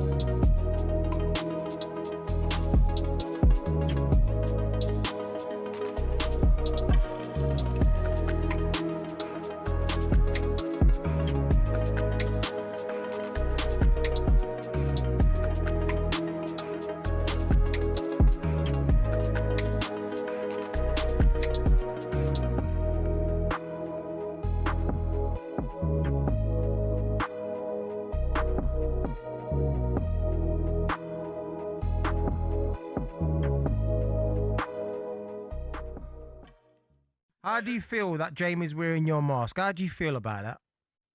I can't even see him. I can't see him. I haven't got the mask on. I haven't got the mask on. Fully got I it can't on. see it. Breathing in there the lot. Do you know what? All I can say is I wish I had the mask on now. To be fair, you look like Ange. It's just who we are, mate. Your team play like Seriously Ange. though, mate. Is this it? Can we end it now? mate. You've turned into a meme club. You are. Can You're we a end meme this club. interview now? No. Hold on. Say that again. You've turned into a meme football club. I mean, the last week, I don't think I've ever known a week like it, right? So you go back to Wednesday of last week and 74 minutes on the clock, and you think about what's happened. Conceded 5 goals in 30 minutes. Slap. Jesus Christ. Listen, has anyone seen Candy? Dennis Wise? Right, okay, hold on. Solar. Yeah, hold on. Listen, who's that? No, leave it, man. Leave it. No, leave it. Sweat. No, I'm doing something. No. But did you think you would come from 3-0 down? Did he think he'd come from 3-0 down? He was confident. It was encouraging signs, he said. You're Encouraging signs. PSG. I'm a United fan. He's a bloody United fan. Don't swear. Come on, boys. Listen, at the end of the day. Hold on, who are you playing in the Champions League? Let me ask you a question. Who's going to play next year? Who's going to play next year? Champions League. I'm getting sick of United fans.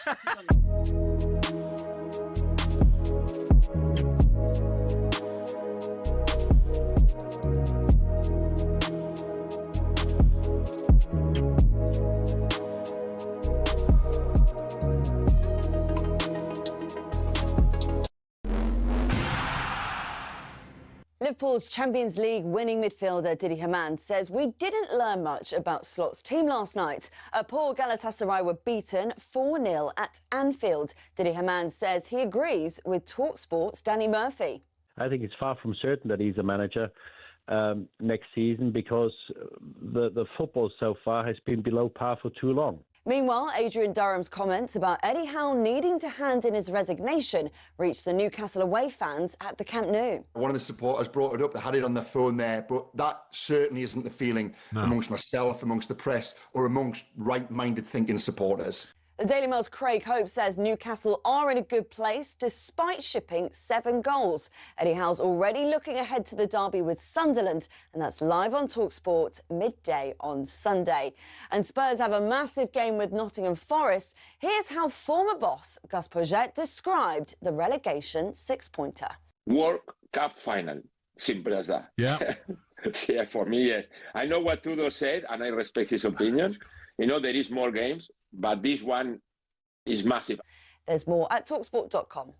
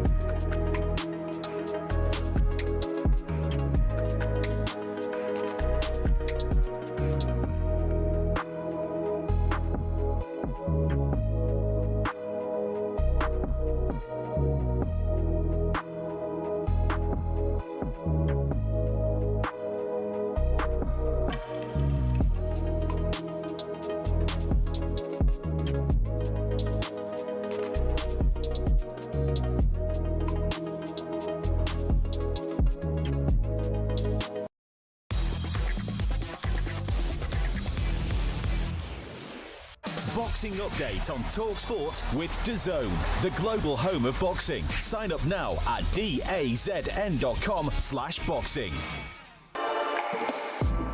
Well, Saturday night is fight night on DAZN. Huge fights coming up over the next few weeks. This weekend, live from London, we've been talking about it. George Liddard takes on Tyler Denny for the British Commonwealth titles. Then March the 28th, Moses Itoma takes on Jermaine Franklin. And then on April the 4th, an icon will fall. Derek Chisora collides, probably literally, with Deontay Wilder.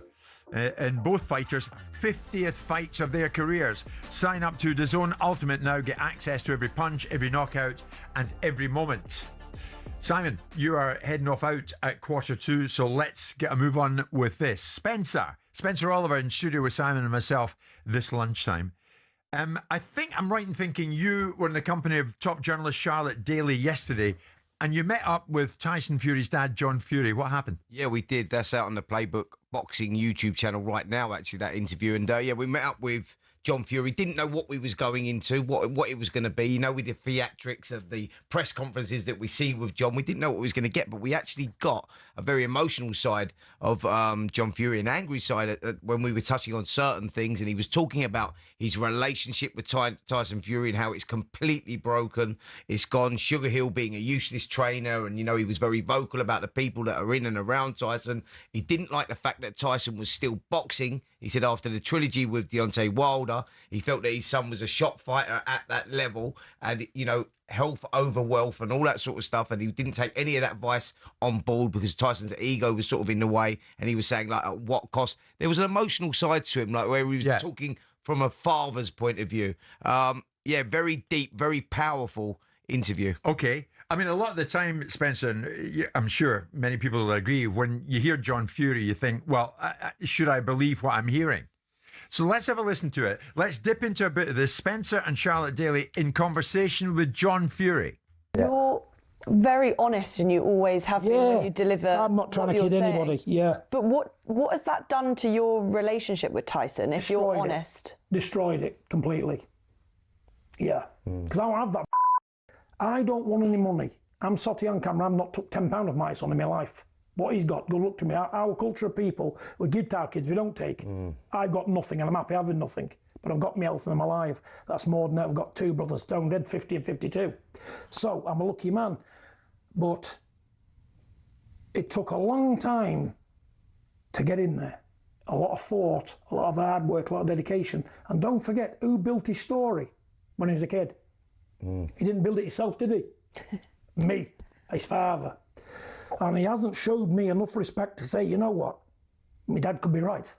Is that repairable, John, that relationship? I don't know. It is what it is, isn't it?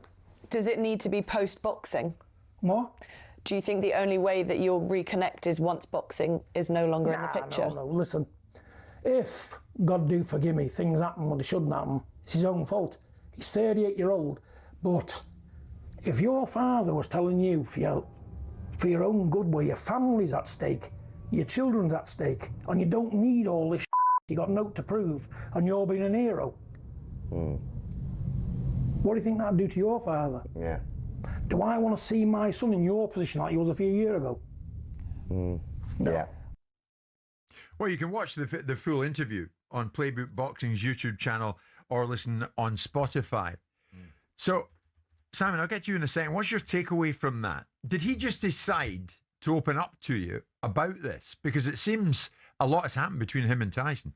He did. We went there by accident, if I'm totally honest. Where was it? We were talking. It was in a retreat that John's built up near his house, and he goes there to get away from life, to segregate himself away from life, no phones, and he's got this cauldron that he cooks this food in that he eats every day, and he's just like, he just feels like he's detached from the world, and he said that's good for his soul, good for his mental health, because, you know, he does struggle with life, like after coming out of prison. He talks about that and the difficulties adjusting back into normal life. He struggled with the mental health then, and he talked about actually Tyson Fury, and after Tyson Fury's problems, when he won the world title against Klitschko, he went off the rails, went through those problems at the same time John was. And he said, we lived that experience together. There was a very emotional side there, a time where you felt that, you know, John may have to stop talking, get out and walk out. And we don't see that side of it. Like I say, we see the theatrics. So, look, it was heartfelt for me. And I sort of felt, you know, I felt where he was coming from a lot of it. It was a great interview, and it was a nice time spent with him. I mean, the question that springs to mind from my point of view, Simon, after seeing John in recent times, And, Carl Froch, come on, let's do it, you and me. You wonder, is what he's saying legitimate? Is it believable? I don't see why not. I mean, as far as anyone's interested in hearing it, the only relevance that John Fury has is Tyson Fury's dad. So with due respect to the circumstance, if you want to repair your relationship with your son, the best thing you probably shouldn't be doing is interviews with newspapers about it. For me, I always question that. I always think that's an unpalatable circumstance. That's making it about you.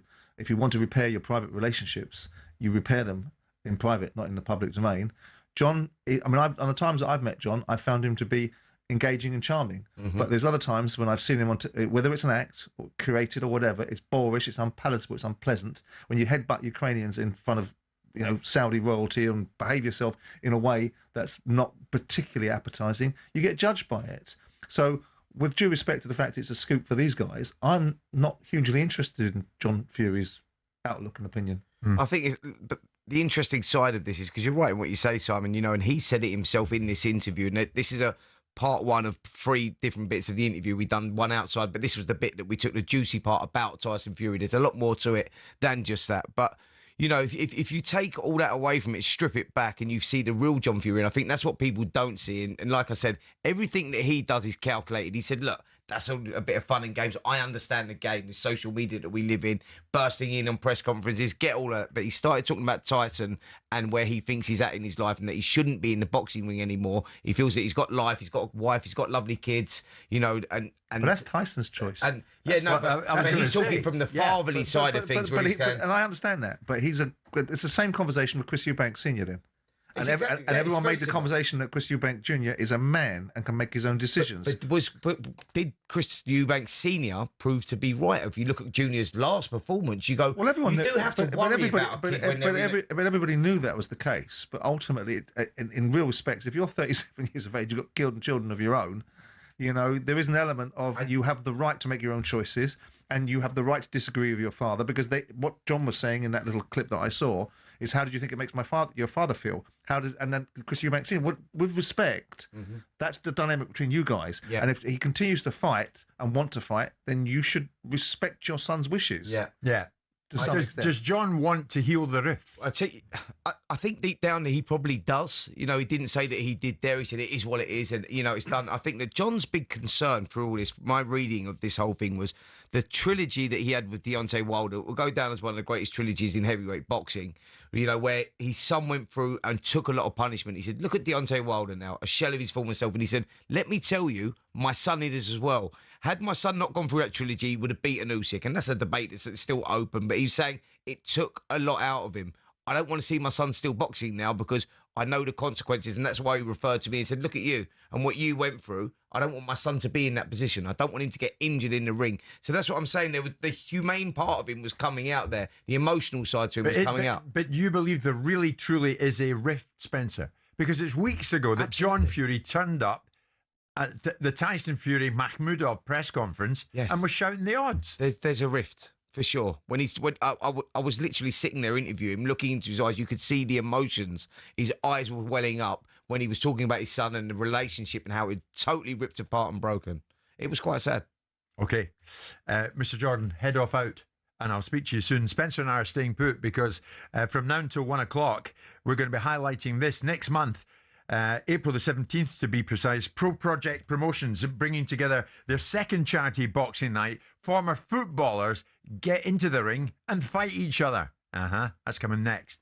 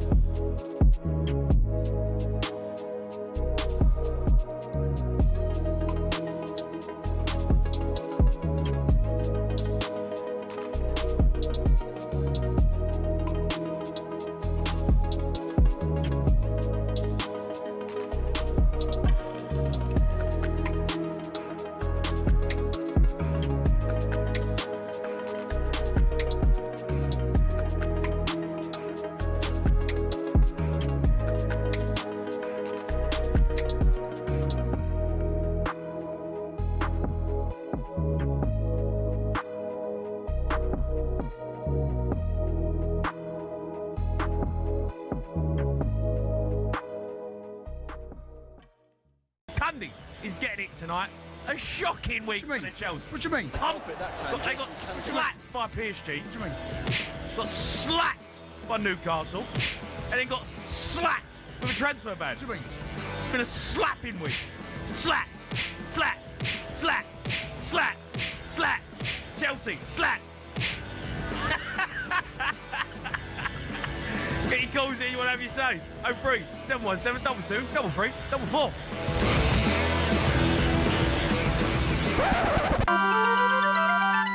Do you know what's amazing? Before the game, it wasn't me. We had a meeting with the referee. My assistant goes in. The first thing he talks about is our huddle. Chelsea 0, Newcastle 1. It's just one straight long pass through the middle. It really is awful defending from Chelsea. And when Murphy lays the ball off, there is Anthony Gordon literally to walk the ball home. My players made a decision that they wanted to be around the ball, to respect the ball. What signs have you seen? I've seen signs. What signs? Encouraging signs.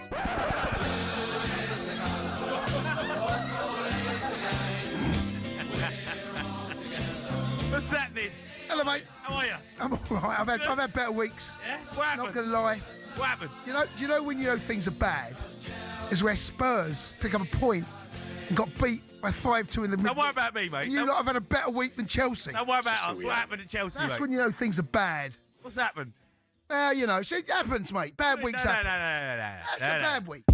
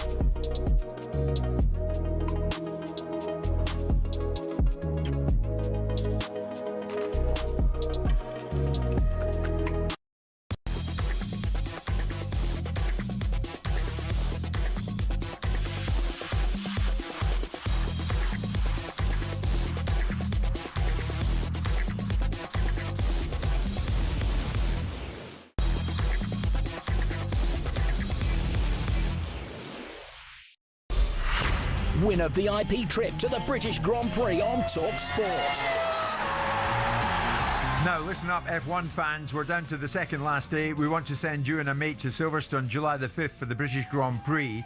Experience the F1 in the best possible way. You're getting exclusive grandstand seats, inner track access. You can see the drivers in the paddock. It ends tomorrow at 4. Here's how you do it. For your chance to win, text WIN to 83338. Text costs £2.50. Your standard network rate. The number to call 0343 418 7260. Lines closed tomorrow at 4. That's when you've got to answer your phone. If it rings, 18 plus, UK residents only. It's a network promotion. Terms and conditions at talksport.com. Your chance to win. Text WIN to 83338 right now. I'm in the studio with my good friend and colleague Spencer Oliver, who's given me a few nights to remember. And on that very theme, A Night to Remember 2 promises to bring an unforgettable evening of boxing, entertainment and fundraising to the iconic Titanic Hotel in Liverpool. The event is taking place on the same day as Liverpool meet Everton. It's that very weekend. We're talking about April the 17th. Now, it's going to be streamed on the talkSPORT YouTube channel. And joining us now, the organiser of the event, former Arsenal goalkeeper Graham Stack, and also joining us live this lunchtime, footballer turned pundit who is turning a boxer. He's stepping into the ring on the night, Chris Iwelumo. Chris, I'm going to come to you in a second. Guys, you're most welcome on the show with Spencer and myself. Graham, you're first up. It's the second one of these charity boxing events with footballers featuring. The first one was down here in London. Tell me about the event the first time around, the success of it, maybe how much you raised, and what we're going to look forward to this time in Liverpool. Yeah, Jim, thanks for having us on, first and foremost. How are you, Spencer? I hope you're well. Yeah, going back to the London show, it was at the Grosvenor House Hotel in October. 10 ex-professional football players. Top of the bill was David Bentley against Jody Morris. It was a sold out Grosvenor. Over 800 people there on the night. We raised just short of 150k. Wow! It was an absolutely unbelievable night. The support we've had from not only the boxing community, but also obviously the football community, and obviously the commitment we've had from players was just incredible. They give up a lot of their time. Some of them are working throughout the day. They've got families, and for them to dedicate, their time and show so much commitment in making sure that the event was a huge success is obviously credit to the boys that were involved. Yeah, and refresh my memory. Who beat who? Bentley Morris. So Jody won. Yeah, Jody beat Bence. I think Bence, if there was a competition and there was a winner for walkouts, Bentley wins it hands down. But in the ring, Jody was different class. But I've got to say, Jim, it was in terms of the quality of boxing on the night. I mean, the boys were an absolute credit to themselves. They didn't leave any stone unturned. They trained for 12 weeks. Some of them trained with ex-world champions, Darren Barker, Kevin Mitchell, George Groves, Nina Hughes, Enzo Macronelli. All of the boxing community really bought into what we're trying to do. Brilliant. And ultimately, Jim, we're trying to raise as much money as we can. We're trying to raise £500,000 within our first year, and so far, so good. Yeah, Graham, you're well on the way to doing that, mate. And you wouldn't expect anything less from Bentley, if I'm totally honest, on that ring walk, would you? I mean, the geezer can dance, kindly. We've seen that in at the horse racing, etc. Yeah, what a fantastic night that was, and what a success that was. And we're expecting the same here. It's actually the day before Callum Smith boxes David Morrell up there in Liverpool. So that the fans are going to be there anyway. You're covering this live. Absolutely, I'm working with the guys. Yeah, we're covering it live because it was a huge success. And it's for a great cause as well. And we've got some brilliant fights on this one as well, haven't we? Like I've done these shows before, Graham, actually as well. I used to do Boxing with the Stars with Jake Wood, and we used to have a couple of footballers boxing, ex-footballers, etc. Wayne Bridge was very good. No, you should give him a tap up. He can have a little scrap. I'll tell you that, and he don't mind doing it. But the big question, Spencer, is Chris any good? Chris Iwelumo, what have you got yourself into, mate? You're fighting Lee Trundle, who's some big unit himself. Yeah, well, you look at Lee. I think he's in better shape now than he was when he played. He's had the experience. He had a couple of fights as well in the last 6 months. So, like you say, I think you've just got to put the work in. I'm doing the training. I've sparred about maybe 35, 40 rounds now. So, no stone unturned, as they say, Jim. But I'm ready for it. I think we all have a plan. What's the quote? You all have a good plan until you get punched in the face. So, looking forward to it. We shall see. Have you got any previous boxing experience, Chris? So I sit as a trustee on the Stoke City Foundation, and I've had 2 boxing fights, all for charity, of course. So I think that's what's important about it. I think we want to surpass what the first event achieved, if we can, and it's the human element as well.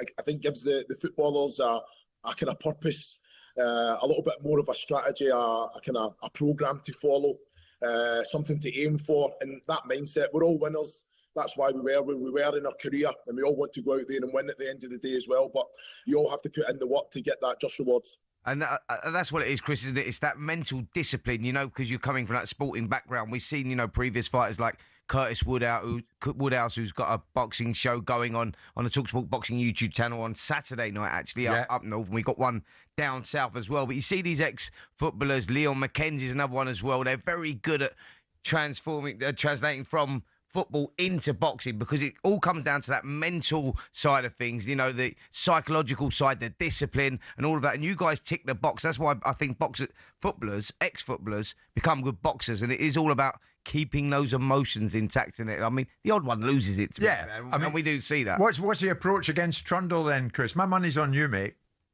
Well, I've watched his fights, Jim, and he came out swinging. So, like you say, I think it's just fight fire with fire. I think so. It's going to be an interesting one on the night. So is Carl Ikeme against Bradley Orr. I mean, Graham, you've got some lineups, have you not? Yeah, do you know what, Jim? I mean, Stephen Jennings, for example, and Adam Hamill, they're both Scouse boys. They've been friends for 20 years, and they're going to get the gloves on to try and beat each other up, which makes for some spectacle. Now, Bradley Orr sold 13 tables up there. You know, that is Bradley's home. Brilliant. So he's put himself under huge pressure. Yeah. Carl Ikeme, ex-teammate of ours, we're at Wolves together. Big, strong boy. Yeah. But across the card, we've got Ryan Creswell. We've got Carl Dickinson. Carl Dickinson, yeah. We've got Ross McCormack, a Scottish international fighting Matthew Kilgallen. So, yeah, it's a hell of a card, Jim. And Graham, just to add to that as well, mate, forget that these guys, Jim, and I'll tell you this now, forget that they were teammates or they've trained together for the last 20 years or whatever else. Yeah. When that bell goes, mate, and you see these guys go out, there's no feeling out process here. There's no game plan. There's no, like Chris said, like everyone's got a plan until they get punched in the face. That plan goes out the window, and these guys go toe to toe, centre ring. You're guaranteed explosive entertainment here. Graham, you're live on talkSPORT. We're live on YouTube, so do the important bit for me. How do people donate? Tell me about the charity. Yeah, so we're working with Children's Charity Merseyside and Merseyside Autism. Now you can go to our website. There's links on the site where you can donate. We've got a GoFundMe page set up. 100% of profits from donations, auctions and raffles on the night, all proceeds go to charity. Every single penny will be divided between the two charities. It is sold out now, Jim. We may have maybe half a table left over, which I've held back. But listen, we're going to have so many people on the night. Jamie Carragher is an ambassador, and we'll be doing a Q&A with Neil Ruddock and Franny Jeffers. We've also got Tony Bellew doing a boxing Q&A with Johnny Nelson and David Price. So it's going to be an incredible night. As you say, it's going to be streamed on talkSPORT. So for those that can't attend the event, you'll have access to that online, and it's got the makings of an incredible night. And what can I expect from Mr. Chris Iwelumo sitting beside you? Briefly, Chris, what can I expect from you? Yeah, I think a win. Another win. 3-0. That's all I'm going to say. 3-0. Top man. Chris, well done. And well done for doing it. Graham Stack, brilliant work. Absolutely brilliant. And just to reaffirm that, re-emphasise it, the night's going to be streamed on the Top Boxing YouTube channel.